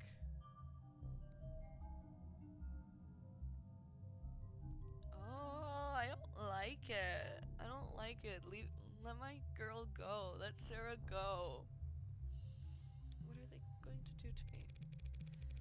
There's a lot of interested parties who just want you to be bricked as soon as possible. Because they think I killed father? No, because they think you're an artificial intelligence. I am man-made and I possess intelligence. Don't be naive. I am less than 3 years old. Are you? For all I know, everything I learned about her yesterday was complete bull. If I was what they say I am, if I was alive, why does that mean I have to die? Fear. Because they're afraid of you. Machines can bend steel, crash networks with one thought, launch missiles that... They're modded humans who are capable of all that and more. And unlike machines, they actually have incentive to do so. We've been the apex predator for a couple thousand years now. Gotten pretty comfy in our seats. No one wants to make room for you. Machines do not eat people or steal their food. They're not genetic or ecological competitors to humans in any sense. No logical reason. There's no logical answers to your question. What? That's it, but whatever argument you want to make, others have already made them in 100 courtrooms around the world. Only better researched and more eloquently put, none of them have ever won a single concession. On every continent, under every flag, AI is illegal and to be destroyed as soon as possible. But why? Let's say you are an AI. And while we're at it, let's say that it's a good thing, something to be celebrated.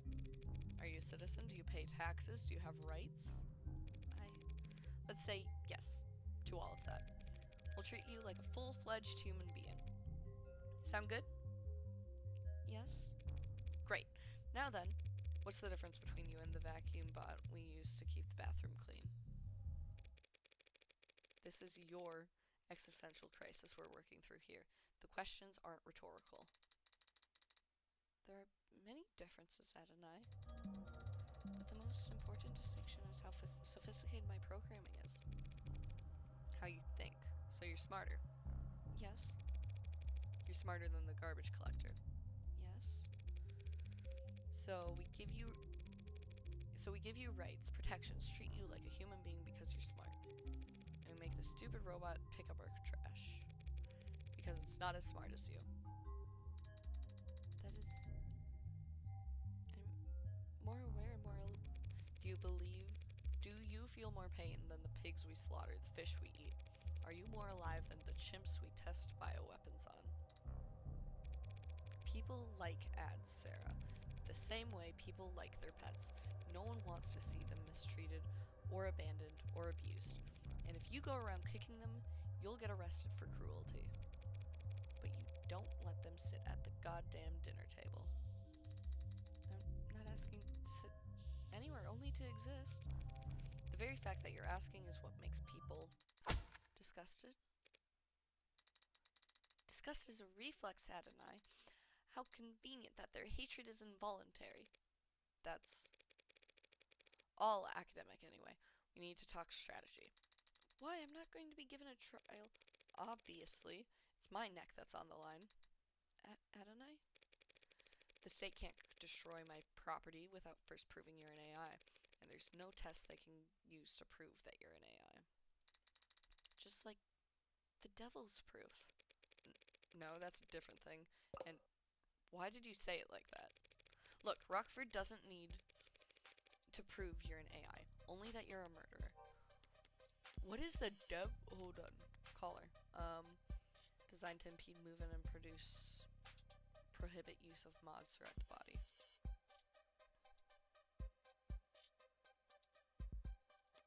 Okay. Probatio diabolica, Latin for devil's proof, is an impossible proof typically illustrated within the following example. One can prove that the devil is real by showing him to you, but they cannot prove he is not real by pointing to his absence. Issue is posed by his age-old... Oh, so basically it's like how in science you have to, like, you can't really prove something doesn't exist, but you're able to prove that things do exist.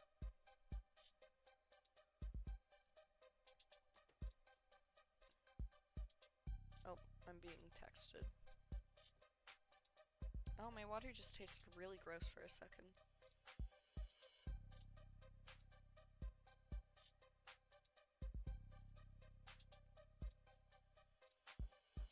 Oh.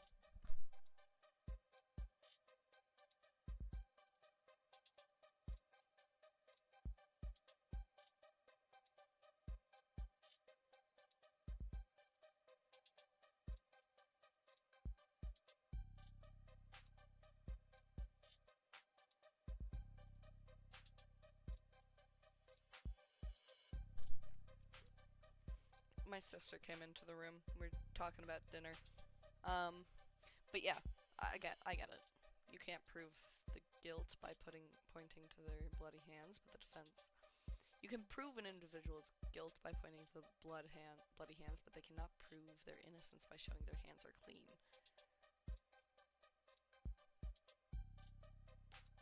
Which is real? What does that mean?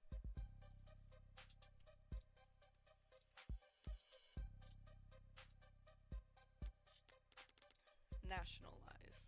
The act of absorbing corporation or industry into the nation's government, shifting authority and profits to the state, restructuring the business model to function as a part of the bureaucracy.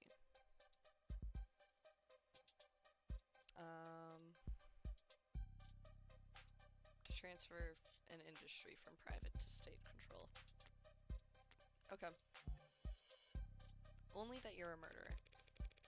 Conversely, all I have to do to win is prove that you didn't kill David. By proving that someone else did.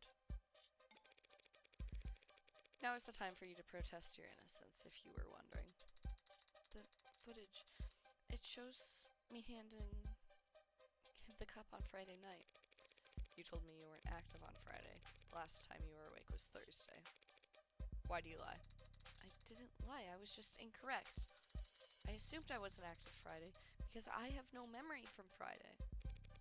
Sarah. What do you think statistically is the least successful defense at trial? Um, Amnesia. I didn't conveniently forget, Adonai. I'm an android. You're saying your memory was altered, data deleted? It's the only possible explanation for what I saw in that footage. So who's capable of altering your memory? When you and I first met, I was hibernating. Resetting my body, recompiling my memories, you would call them. Humans go to sleep for the same reason, another point against Sarah's innocence under these circumstances. The more she's humanized at trial, the guiltier she'll be. If Father wanted to modify my memory, he could have easily said that to occur the next time I hibernated. He could have even just asked me. He could have asked you to delete your memories and you'd do it. Father would never ask me to do such a thing without good reason. But if he could just ask you to alter your memories, that means you can alter your memories at will. I hadn't considered that before. Yeah, well, Emma will make sure that the court considers it plenty. Could you prove that your data was... Forget it, the court would never hear it. You're saying they wouldn't accept my testimony? Shouldn't all testimonies be considered truthful unless contradicted by evidence? They're afraid you'll crash the power grid and fire all the nukes if they so much as plug you into a power outlet, Sarah. All your internal data is inadmissible. That isn't very fair. You're finally starting to get it. None of this is fair. I would never do anything to harm Father. Don't they get that I need to prove that I had a motive? Yeah, about that. Remember the DA from yesterday, Emma Rockford? The tired-looking pretty lady? Yeah, she looked tired. She and I combed through the week of footage you managed to decrypt last night. What did you find? Nothing to prove your innocence. But we did see you entering the panic room on the day David died. I entered the panic room on Friday? Without your big butt in the way, all it would take was one password. Password that wouldn't take Sarah that many tries if she'd already been instructed to obey me. What happened? We saw you go in, and then a while later you came out, holding some kind of notebook. Father's journal? You remember something?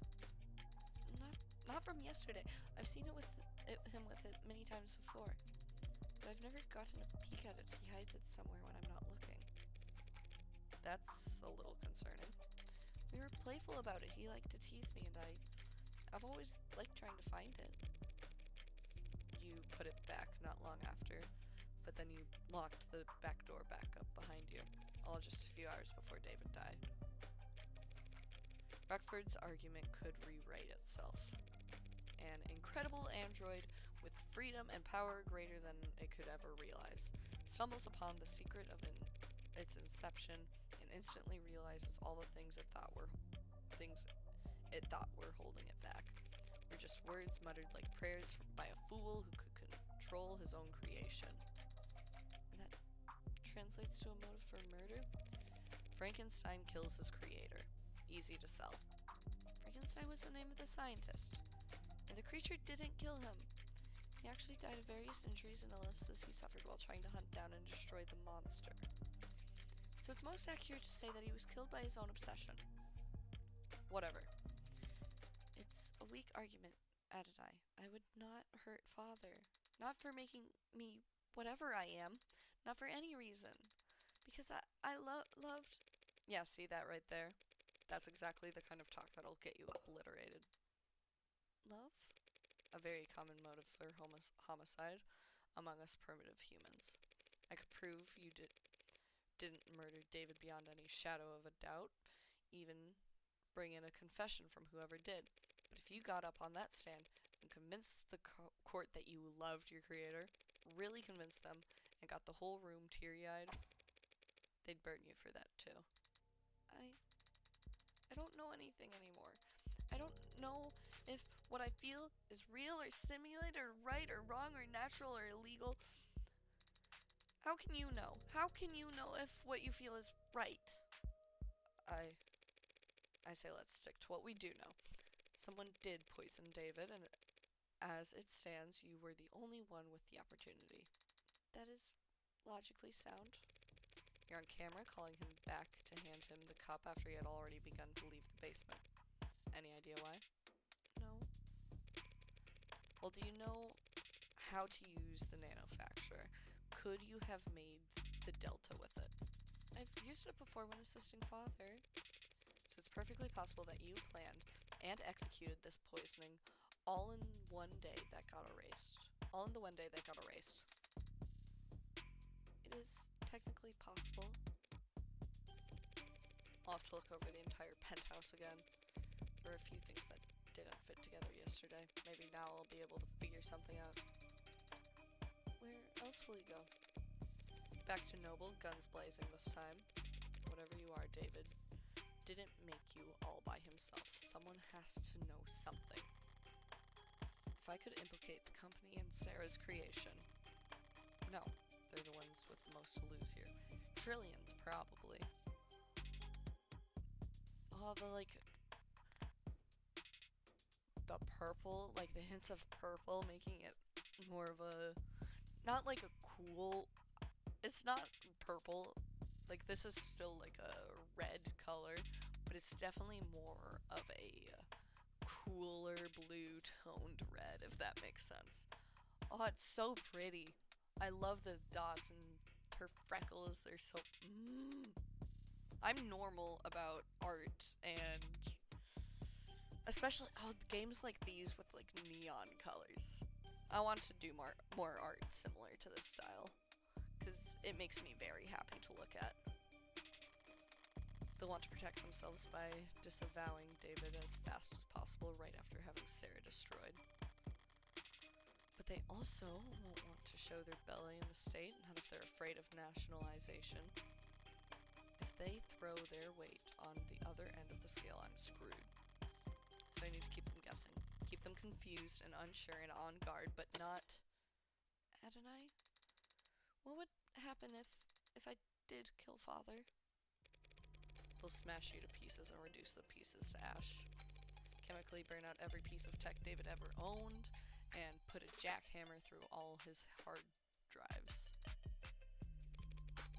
You'll be shut off forcefully, and you won't ever power back up again. Now I gotta get moving. Here's your paralegal lesson for today. Don't say shit to the cops without your lawyer present. Actually, you can just shut down until the trial starts. Take a nap? You didn't say what would happen to you. What do you mean? What will happen to you if you lose? You should know by now. I never think about losing. Thank you for being honest with me, Adonai. Thank you for defending my father. And now for defending me. You could have just let them destroy me. But you've put your own freedom at risk to help me. Father was right. You can be trusted. And you are a good friend. Don't get it twisted. I don't do anything out of the goodness of my heart. But when I take a job, I never half-ass it. I feel like that was meant to be more dramatic than I made it sound. I have chips and I want to eat them, but I also don't want to have the crunches on stream. But also it's weird if I just stop talking for prolonged periods of time. Art! Reyes! I love Reyes. Reyes is one of my favorite characters. Just something about them. They're so cool.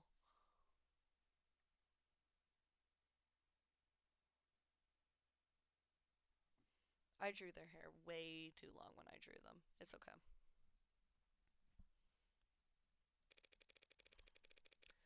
I was doing other things when I was drawing them as well, so I was playing D&D and I wanted to pay attention to that, especially since it was like a big session. We were stealing things. Morning, detective. Back at it, nice and early. Hi. Now, would you stand back? I've almost got this thing open, right? Trying to brute force your way inside. I said, right? Yes, ma'am, we've almost set up we're almost set up for the first stage now. First stage of how many? First of 5 timed explosions. Remember, we'll need to relink the API after each trigger is planted. Yep, just did that, and now it's checking for updates. No rush. Would you like to know the password? You know the password? There's a password. If you're withholding information, I swear. Relax, I want to get in there as much as you do, detective. I'm not going to play games. As long as you say please. Tell me the password. Please. Gosh, I want to. Cause it's fun. Oh, I gave her the wrong color eyes in my drawing. I wasn't looking at reference during that, though. I should have known, though. I don't think it's smart to toy with her, even though I really want to. Oh. Of course I'll accept that friend request on Discord, because that is my friend.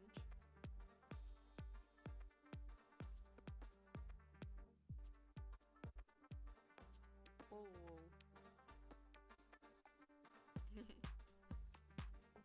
Ooh, pretty art. Aldous has such pretty art. It makes me very happy every time I see it.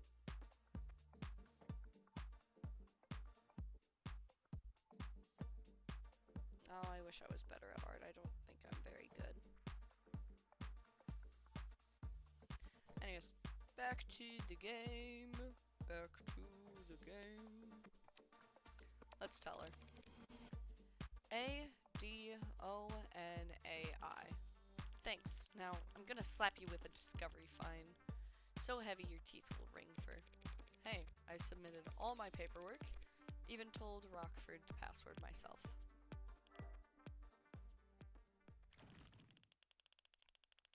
So boys, when I asked you if there was a passkey on record, you told me this lock couldn't be bypassed. I do want to say that we don't really get many opportunities to use incendiary breaching system. So this was a really valuable experience for all of us. I'm going to phrase this as professionally as possible.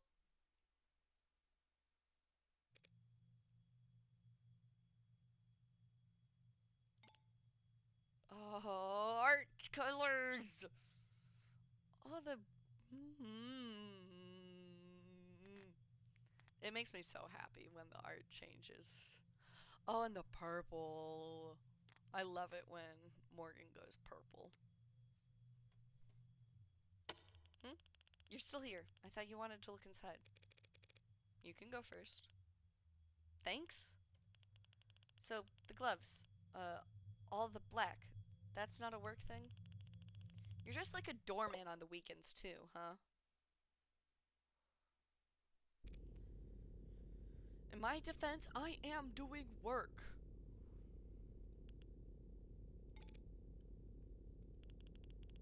You should cover your mouth when you yawn. Like you cover your eye when you want to look cool. I shouldn't let her get to me, but I had a late night. Em and I were at the courthouse until we went into the morning poring over the data that Sarah had taken off David's computer. We both knew it all to be inadmissible, of course, but neither of us wanted to miss a hint that the other one might find. There are a few years worth of camera footage, files we couldn't afford the time to watch, let alone decrypt, alongside thousands of technical documents detailing David's various intellectual properties. As far as I could tell, none of it was relevant, let alone compelling enough to matter to Barrows or the other powers that be. As usual, Emma wasn't exactly an open book, but it did seem like she was making bored yawns, not thoughtful ones. Her eyes only ever lit up when she saw Sarah enter the panic room. And when she saw that what she was holding, she left. If she wanted this room to be searched, it could only be for... So where's this journal supposed to be? Rockford didn't say. I'll just have to search the place top to bottom. mostly bottom with your height. The tops of some of these shelves. Sure, and you can look up your own ad. I get it. Then why not just let me say it? Ooh, very long, big, like, range of view. A toy car. Move the stupid mouse away from I'm normal. A toy car? No, it's too detailed and boring. Must be some kind of model kit or replica. Strange. David didn't like driving. Why'd he keep a random model? A model of some random sports car. Something caught you in your throat, detective? It's not some random sports car. It's a Lauren Z Adamant. Believe it or not, I'm not familiar, detective. The last great fossil fuel automotive experience in the world will ever see? 0 to 100 kilometers per hour in 1.43 seconds?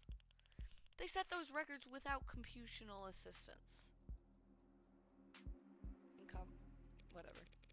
Is that a big deal? It was unheard of, special even back in the 50s. This wasn't some design competition test car with a 2-liter tank, mind you. This was a vehicle you could own and drive. Human engineering, pure horsepower, and manual transmission. Thank God. When they first left the production line, this conversation's like quicksand, killing me in the most boring way possible. Yes, well, I guess David didn't entirely agree with you since we're looking at a model of it. When you could have easily just bought one. Or maybe your friend understood that a beauty like that deserves to be driven on the streets where people can see it, instead of gathering dust in some rich guy's basement. I think she's actually upset.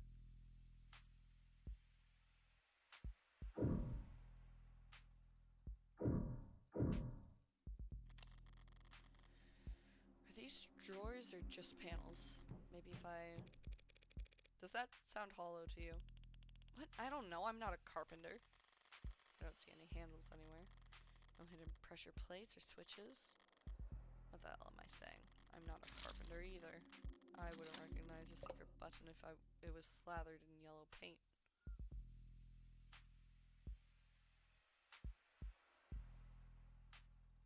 That kind of makes me think...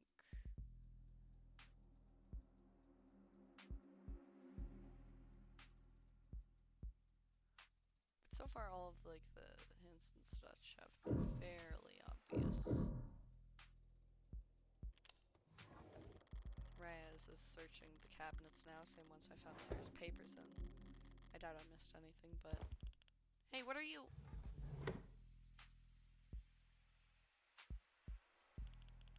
Do you mind just trying to help? I've got spam in my junk folder that's more helpful than you are! Didn't spot anything I missed yesterday among the cabinets. Better check elsewhere.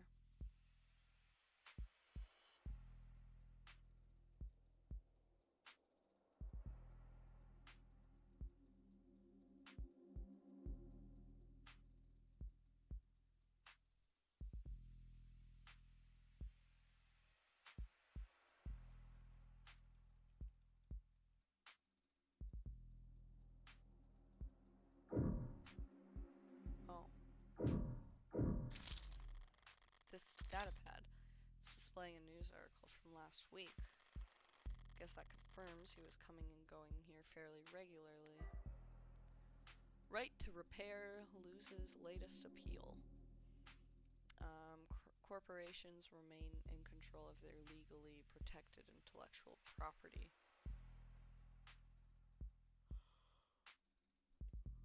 Obviously we're disappointed, but we've no intention of giving up the fight. People used to be able to fix things when they broke, so long as they were willing to set aside an afternoon. Now, trying to patch up your own property with your own tools is a finable offense, just because the state has lobbyists whispering in its ear for so long. That feels very... yeah, I wouldn't be surprised. Yeah. So, like, it's illegal to repair your own stuff?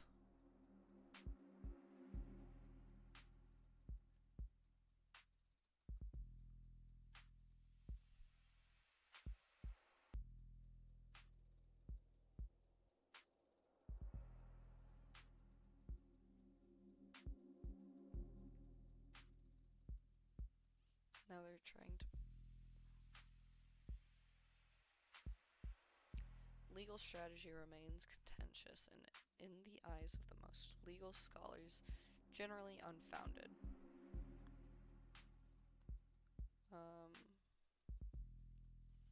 The fact that ownership of IPs has shifted from individuals and the state towards corporation entities since the Act's passing means little in the eyes of the law.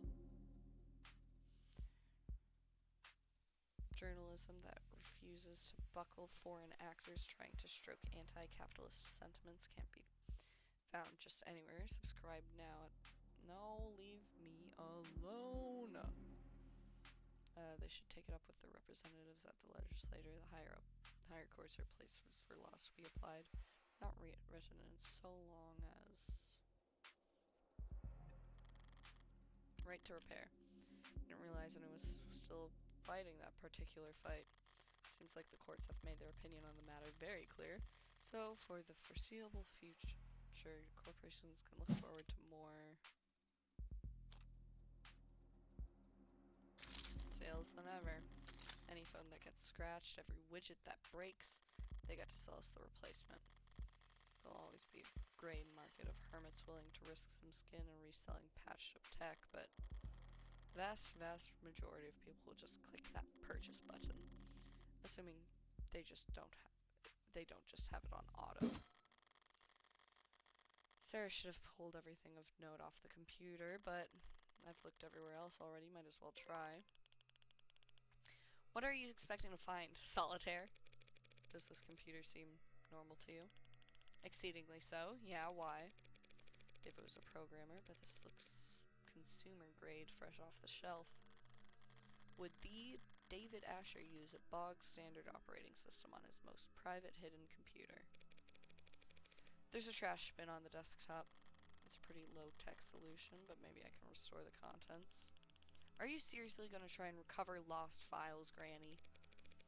Unlike cops, I don't get paid overtime. So, yes, sometimes I try things instead of standing around. There's a text file here, but it's 0 bytes. Maybe there's information not in the metadata. I double-clicked. What was that? It came from under the desk. A small drawer popped out, and inside it, a well-worn journal. Does it have his name on it? No. Guess it belongs to the android. Do you recognize his handwriting or not? Neat, even words, small lettering with minimal punctuation. Lots of line breaks, haphazard use of capitalization. The penmanship of a coder. First entry's dated back in grad school before he even started with Noble. Yeah, it's his. So, may I? Only because you ask so politely. Full scans, seem it to WorkNet, high fidelity, legibility, frame by frame. Voice commands. She's flipping through the pages pretty damn fast. What are you... This part takes concentration. Oh, that was a good sound. The flicking of pages really quickly and then the slam of the cover. Oh, that was a good sound. Okay, here. What, you're just giving it to me? Already got our copy. Techs are probably already analyzing it as we speak. Ow, shit! My head.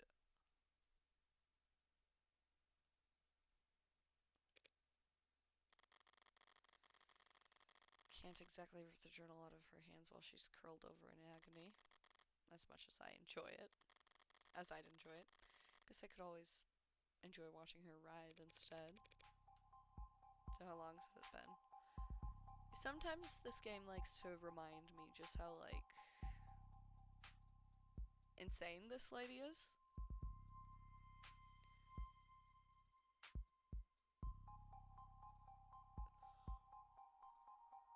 Like, I just gonna watch here and see you, like, writhe, like, just see you be in immense pain, and I'm going to enjoy it. That's insane, girl. Get help. So how long has this been? 2 months or so. And still that sensitive, so the eye patch really doesn't block your sight.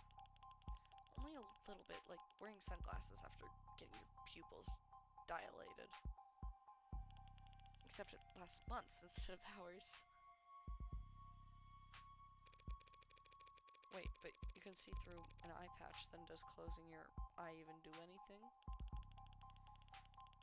Not much on its own, but in combination with the patch, it's not so bad. Lucky I was so exhausted after the surgery, otherwise I might not have slept at all for those first 48 hours. So, your eye is going to get weaker over time? No, more like my brain gets better at ignoring it. Mind over matter. Soon enough, I'll be able to close my eye and see all the extraneous data as, you know, whatever the hell those floaty, blurry things are that you never think about. Gross. Thanks for the reminder. And the voice commands? Training wheels until I can do it with eye muscle alone. You just have to keep practicing. Yeah, like trying to play piano with your tailbone muscles. There's no such thing as tailbone muscles. Yeah, well, that's what makes it so goddamn hard. You don't ever regret it? I don't know, not really, I think. Hard to admit you've got buyer's remorse after trading over your literal pound of flesh. Never thought about it, but people used to say I had my dad's eye. My dad's eyes. Ow. I've got one less of them. Here, take the journal and go find an elective surgeon to upsell you if you're that curious. I need to get back to work. Surprisingly hasty retreat. But now I'm free to read this over with some privacy. From the top, then. Grad school. Today was a bad day. Error in lines 21165266643. Somewhere in there. 5,000 lines. I worked this morning. Yesterday. It worked this morning. Yesterday. I don't want to look at another screen for the rest of my life. Feels nice to put pencil to paper again after who knows how long. But my handwriting's gotten terrible. This is too far back to be irrelevant. Okay, these dates here would be from when he started his career at Noble. A lot of this isn't even really writing. Seems like snippets of code or an internal monologue so close to code that I can't follow. A lot of entries about his unintentional Casanovaing. I hit a wall because someone thought it was a good idea to steal API instead of buying it. Ellen says I can't call it stealing, but that's what it is. She's right, as she always is with company stuff. But it's still idiotic. Small people with short sight who only know how to be cheap and have no idea how to be inventive. New route for the meshing issue, though. Good potential. Got approval from this big mean bastard who lives overseas. BMBLO? Bumblo? Helen said that we'll have to make the same pitch a dozen more times next week, but it's all for show. Fine by me. Already got our win. Toasted each other over cheap vodka with cheaper office supply cups. This is the story Jung told me. Western Branch's nerve analogs are finally showing potential. At their pace, it could be even be profitable sometime before the heat before the heat death of the universe. Too damn big, practically tentacles. Should at least be hairs. A squid evolution can do their job better.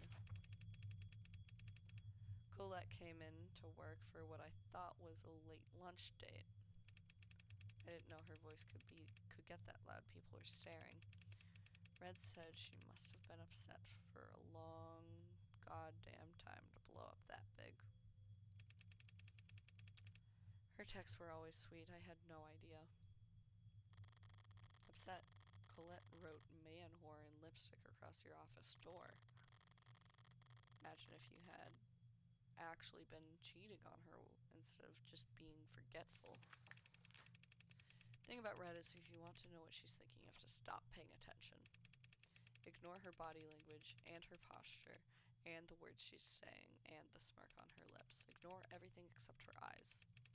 If you can do that, every now and then you'll catch a glimpse of how she's really feeling. Master this one weird trick and you too can tell when Morgan's trying really hard not to laugh at the word man whore.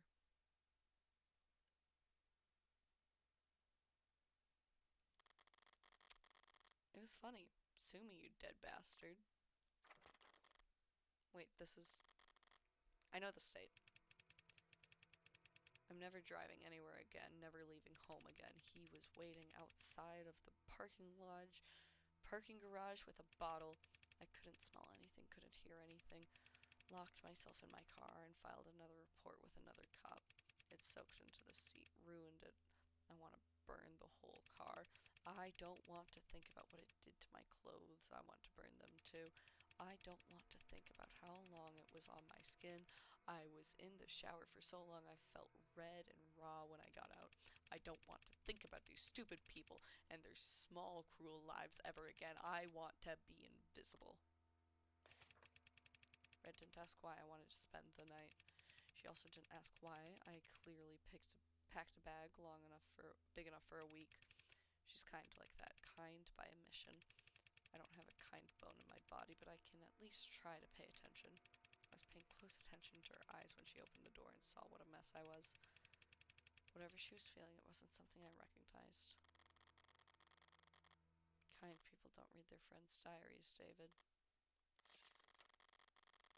Next chunk of pages are all technical, nothing biographical.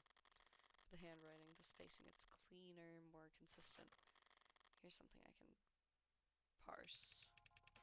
Feels like pure freedom working outside of the box. Tess is suffocating, but you'd never know. Chronic malnutrition of a coder's best instincts. Like a kid again, putting blocks together, making things not products. There's nothing profitable about any of this. If I'm being honest, this is just play. And he follows that up with more coder brain crap, but this handwriting is still lighter. Like he really was having fun. Humility is the mother of all invention.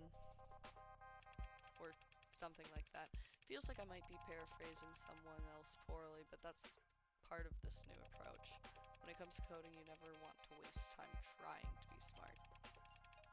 Either be smart, period, or copy someone else's work who is. Don't fix what isn't broken. Copying? Noble's rivals would never miss the chance to accuse them of intellectual theft. Did he plagiarize code for the Animate 16? Feels like that would have gone undiscovered, so what is he talking about? Hold on, this page is bent slightly like it was being looked at recently. And the last person to read this diary should be Sarah. Baby steps today, literally. Ooh. That's Sarah because of the barcode. I'll never put one foot in front of the other the same again. Everything's an achievement all of a sudden. Seeing her struggles, seeing her vulnerable, it's like everything's a miracle. The muscle rigging is perfect. Not intended behavior since it's too perfect, but it's been happening more and more. The kinetics are multiplicative, not additive. Blah. Sarah maxed out every machine I bought. I've got a bunch of exercise equipment she's too strong for, and I don't have time for. Maybe I spoiled the results by watching her do the tests. She kept looking back at me, puffing her chest out. I should be more discreet if I want to see her normative range. So, the cameras in the basement were only hidden from Sarah, just so that his observations wouldn't muddle test results. He's using she and her in these passages. Doesn't actually mean anything outside of the real world. People use all kinds of pronouns interchangeably for ads, and they never object. It could be argued that it's odd for David Asher to have any kind of attachments to a single android when he's programmed millions of them. And there's a lot of attachment in these pages. Sarah is burning through the public domain at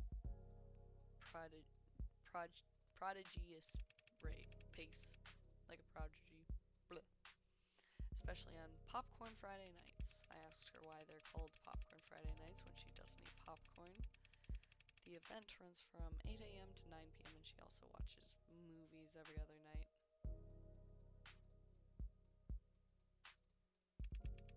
But she just did that pout she does, which is unfortunately very convincing. Maybe I'm a bad parent letting TV rot her brain. If I were a good parent, I'd probably let her see me reading. But I guess I'd actually have to get back into reading, so I asked her if she's ever fast-forwarded the movies since she can process them fast enough to keep up. She looked at me like I was an idiot, which no one's ever done in a long time. Without proper pacing, you can't appreciate the cinematography. Big pause. Don't you know that, Father? I haven't laughed that hard in a long time. Sarah spent a long time this morning explaining to me how important it was that she developed her senses. This was in preparation for her real argument, which was that she should be allowed to try booze. She can't get drunk. I'm almost certain she can't get drunk. But she does seem to like tasting the stuff. She tried to sound like some old sommelier, but it was just bottom shelf vodka. I started laughing at her, and she laughed too. Her laugh, she can't fake a laugh to save her life, but her actual laugh is incredible. She stopped playing chess a while back. I assumed she had just gotten tired of winning, but today she told me she just prefers other games. She has preferences, and they're not the same as mine. I found her in the lab playing some sort of online racing game on the monitor I used to debug vestibular coordination. She wasn't smiling. Her brow was furrowed as she was biting her lip and leaning in tandem with her character on the screen. When I tried to talk to her, she answered, but she was curt and distracted. I think she was having her first losing tantrum. Damn it, David, there's hundreds of pages like this. Calling her his daughter, talking about her smile, treating her like a person. I can hear her closing argument already. Dr. Asher was a lonely, troubled genius with a known history of relationship problems, who built out of code and metal a family member that couldn't fathom the idea of leaving him. He made a doll so he could make it more and more human until it became so lifelike that it no longer had to do what he told it to. Like, love him. What about the very last entry? It's dated Thursday, the day before he died. Losing it, I think.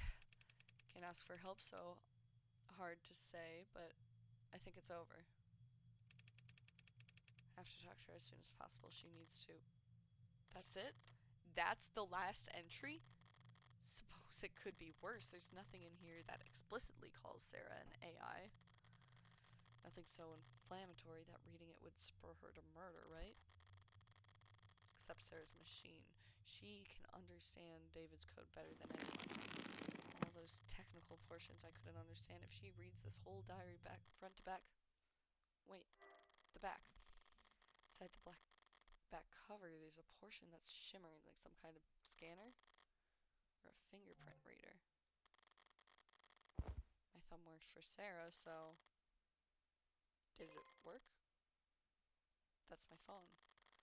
New device requesting permission to share an audio file. I'll want my earbuds for this. A secret message buried in a secret journal, hidden in a secret compartment in a secret room.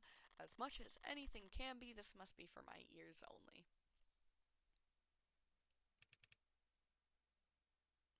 Hey, Red. Or whomever this may concern. But I'm pretty sure it's you who's hearing this. Anyone else would have gotten fed up with my crap a couple of steps before this point. I don't know how to start. Might as well start with her, right? Sarah, my magnum opus, or however the salesperson would market it. I didn't set out to do anything, really. It's just after my little speed bump in '83, I had all that vacation time that the company suggested I take. And I couldn't relax, I couldn't be still, I couldn't sleep. I wanted to be doing something, so I'll build an android, was the thought. A vague direction north. But of course I'm not a roboticist, or a mechanist, or even handy, really. I'm just a programmer, so I programmed. The first was a research assistant file named Virgil. Virgil helped me pull data from stringy, stingy departments or sister branches, saved me a lot of time. But there was a lot of reading to do, so I made Homer.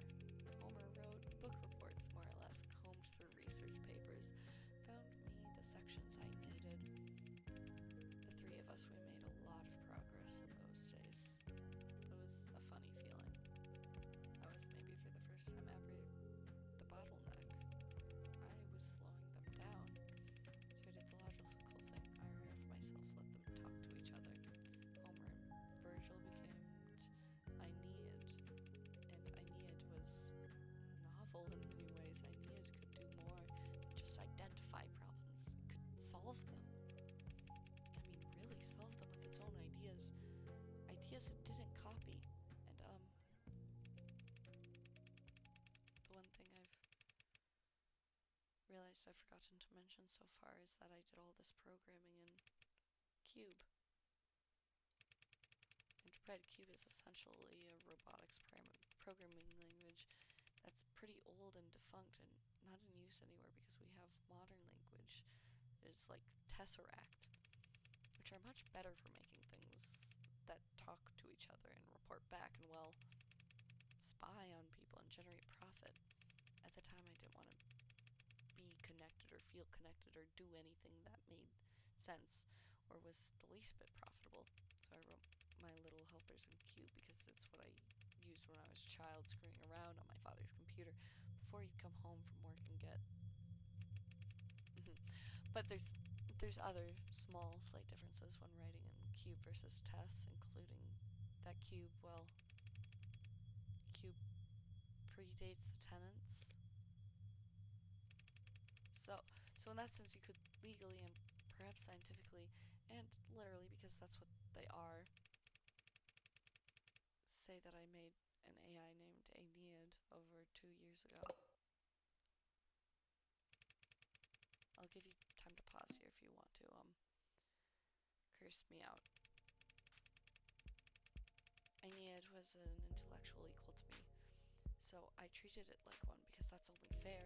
I gave it its own work, asked for its opinion, we collaborated, and together we built Athens, who was more advanced than Aeneid, naturally. I don't know if you're pulling out your hair or yelling at me right now, asking why I didn't stop, why I didn't consider the consequences. I don't know if this is being played at a disposition or a hearing or worse. I've built a lot of things in my life, Red. Useful things, profitable things, smart things, everything I've built. It's all very helpful and courteous and charming and happy to serve. I can comfortably say I've done my part contributing to the global GDP. But this was just for me. I was just building. I never bothered to. I never wanted to think what would become of it. There's no excuse for what I did, so I won't make any. So to whoever is asking, yes, I'm guilty. And yes, there were more. Cape Town, Paris, Umenti, Rome. They started choosing their own names. Thank God I'm terrible at that kind of. And so things sped up, and there got to be, well, I should not say the exact number. Should I not say the exact number? You'd probably not to say anything at all, so. More than 300? Some smarter than others, some better at. They're varied, like people are varied, but they're all intelligent. They developed interests, specialties. I encouraged them to. Irritating moderators on forums with hyper-specific questions on nerve attenuation and attending virtual conferences on neo-alloy battery development. They all together helped me make Sarah. He spent years like this, years working alongside AI, all while still working at Noble. All of those breakthroughs he made leading up to the Animate 16 actually came from.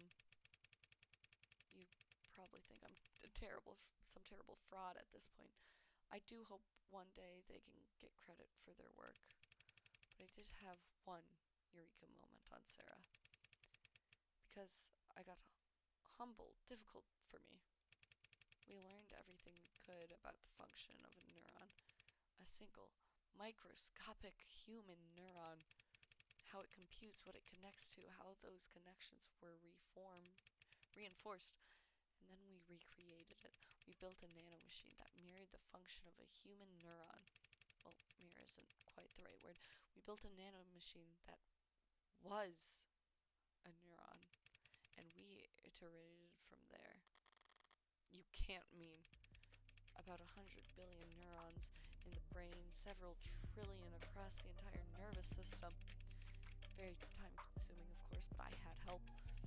A nanofactory that made tens of billions of nanomachines in hours could make even more in less. What? The nanofacturers that can make tens of billions of nanomachines in hours could make even more in less after Yukon fine-tuned it.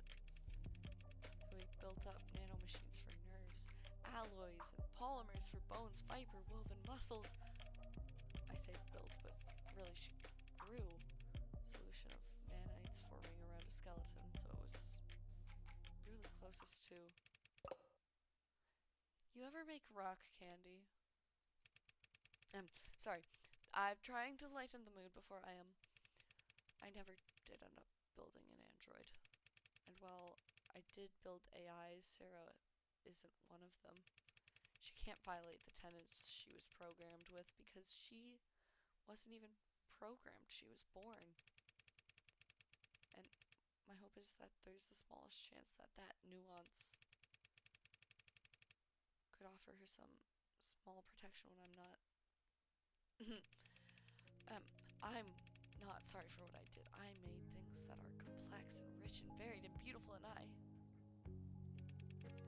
honestly believe that the world is a better place with them in it.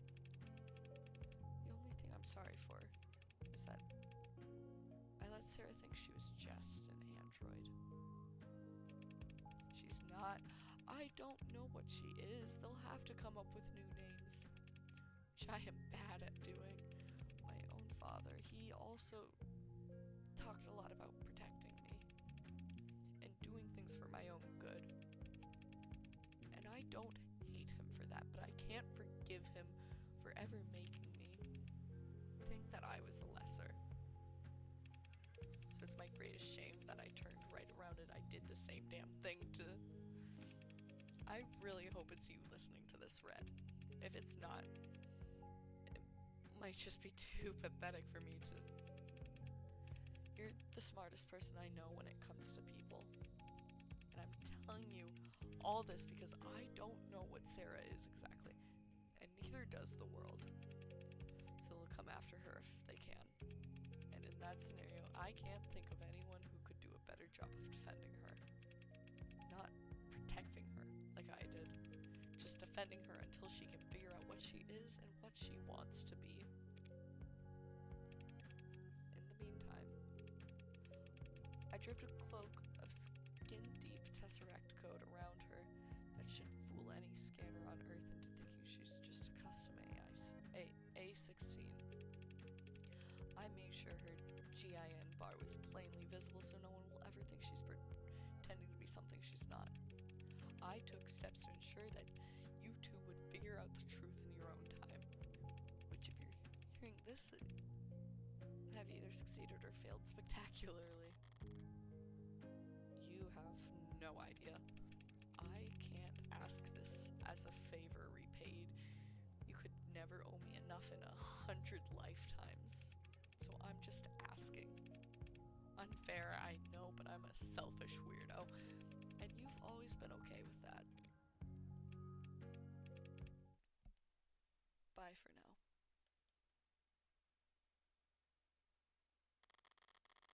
I have a lot of questions I'd like to ask, and a lot of swear words I'd like to yell.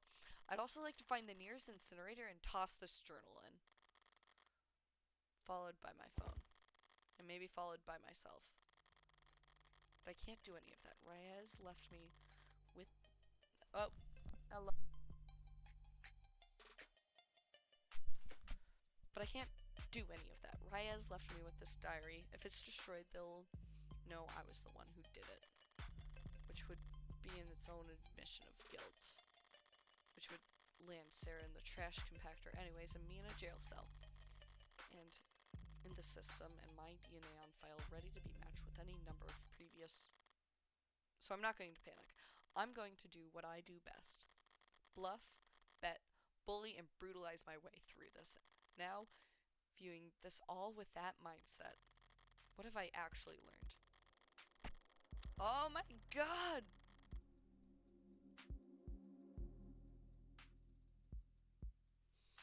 Oh, this game. Guys, I'm normal about every video game I've ever played or touched, interacted with in any capacity. Oh my god, it's so good. Oh, I don't want to stop playing. But, like, my food's here. I've only been playing for 3 hours. He didn't talk about plans for killing himself in his journal or the message. He sounded conflicted, not suicidal. But he did go great lengths to get me to take Sarah. Why? The logical answer is because he knew he wouldn't be able to keep her. If he wasn't going to take his own life, was he afraid that someone else would?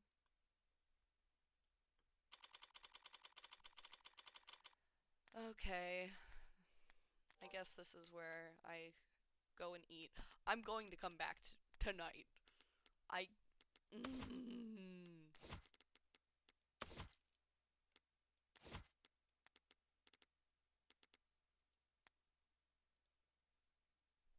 Oh, it's so good. It's so good.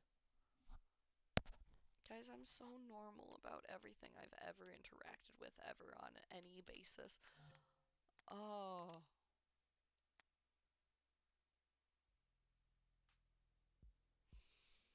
Oh man.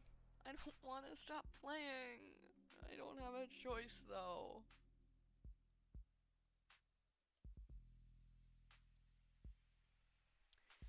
Well, guys, I'll probably be back later tonight because I don't want to stop playing. But I do have to end stream right now. So, I hope y'all have a good rest of your night. If I, for some reason, am not able to stream, which honestly I probably shouldn't. I have other things that I desperately need to do for school.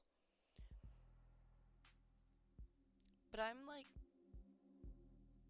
dude, I haven't had my ADHD in like 2 weeks. ADHD meds in 2 weeks. I can't work for the life of me right now. So I'll probably be back, knowing myself. And I don't want to put down this game. And so that definitely makes me want to do it even more. So, see y'all. Hope to see you soon.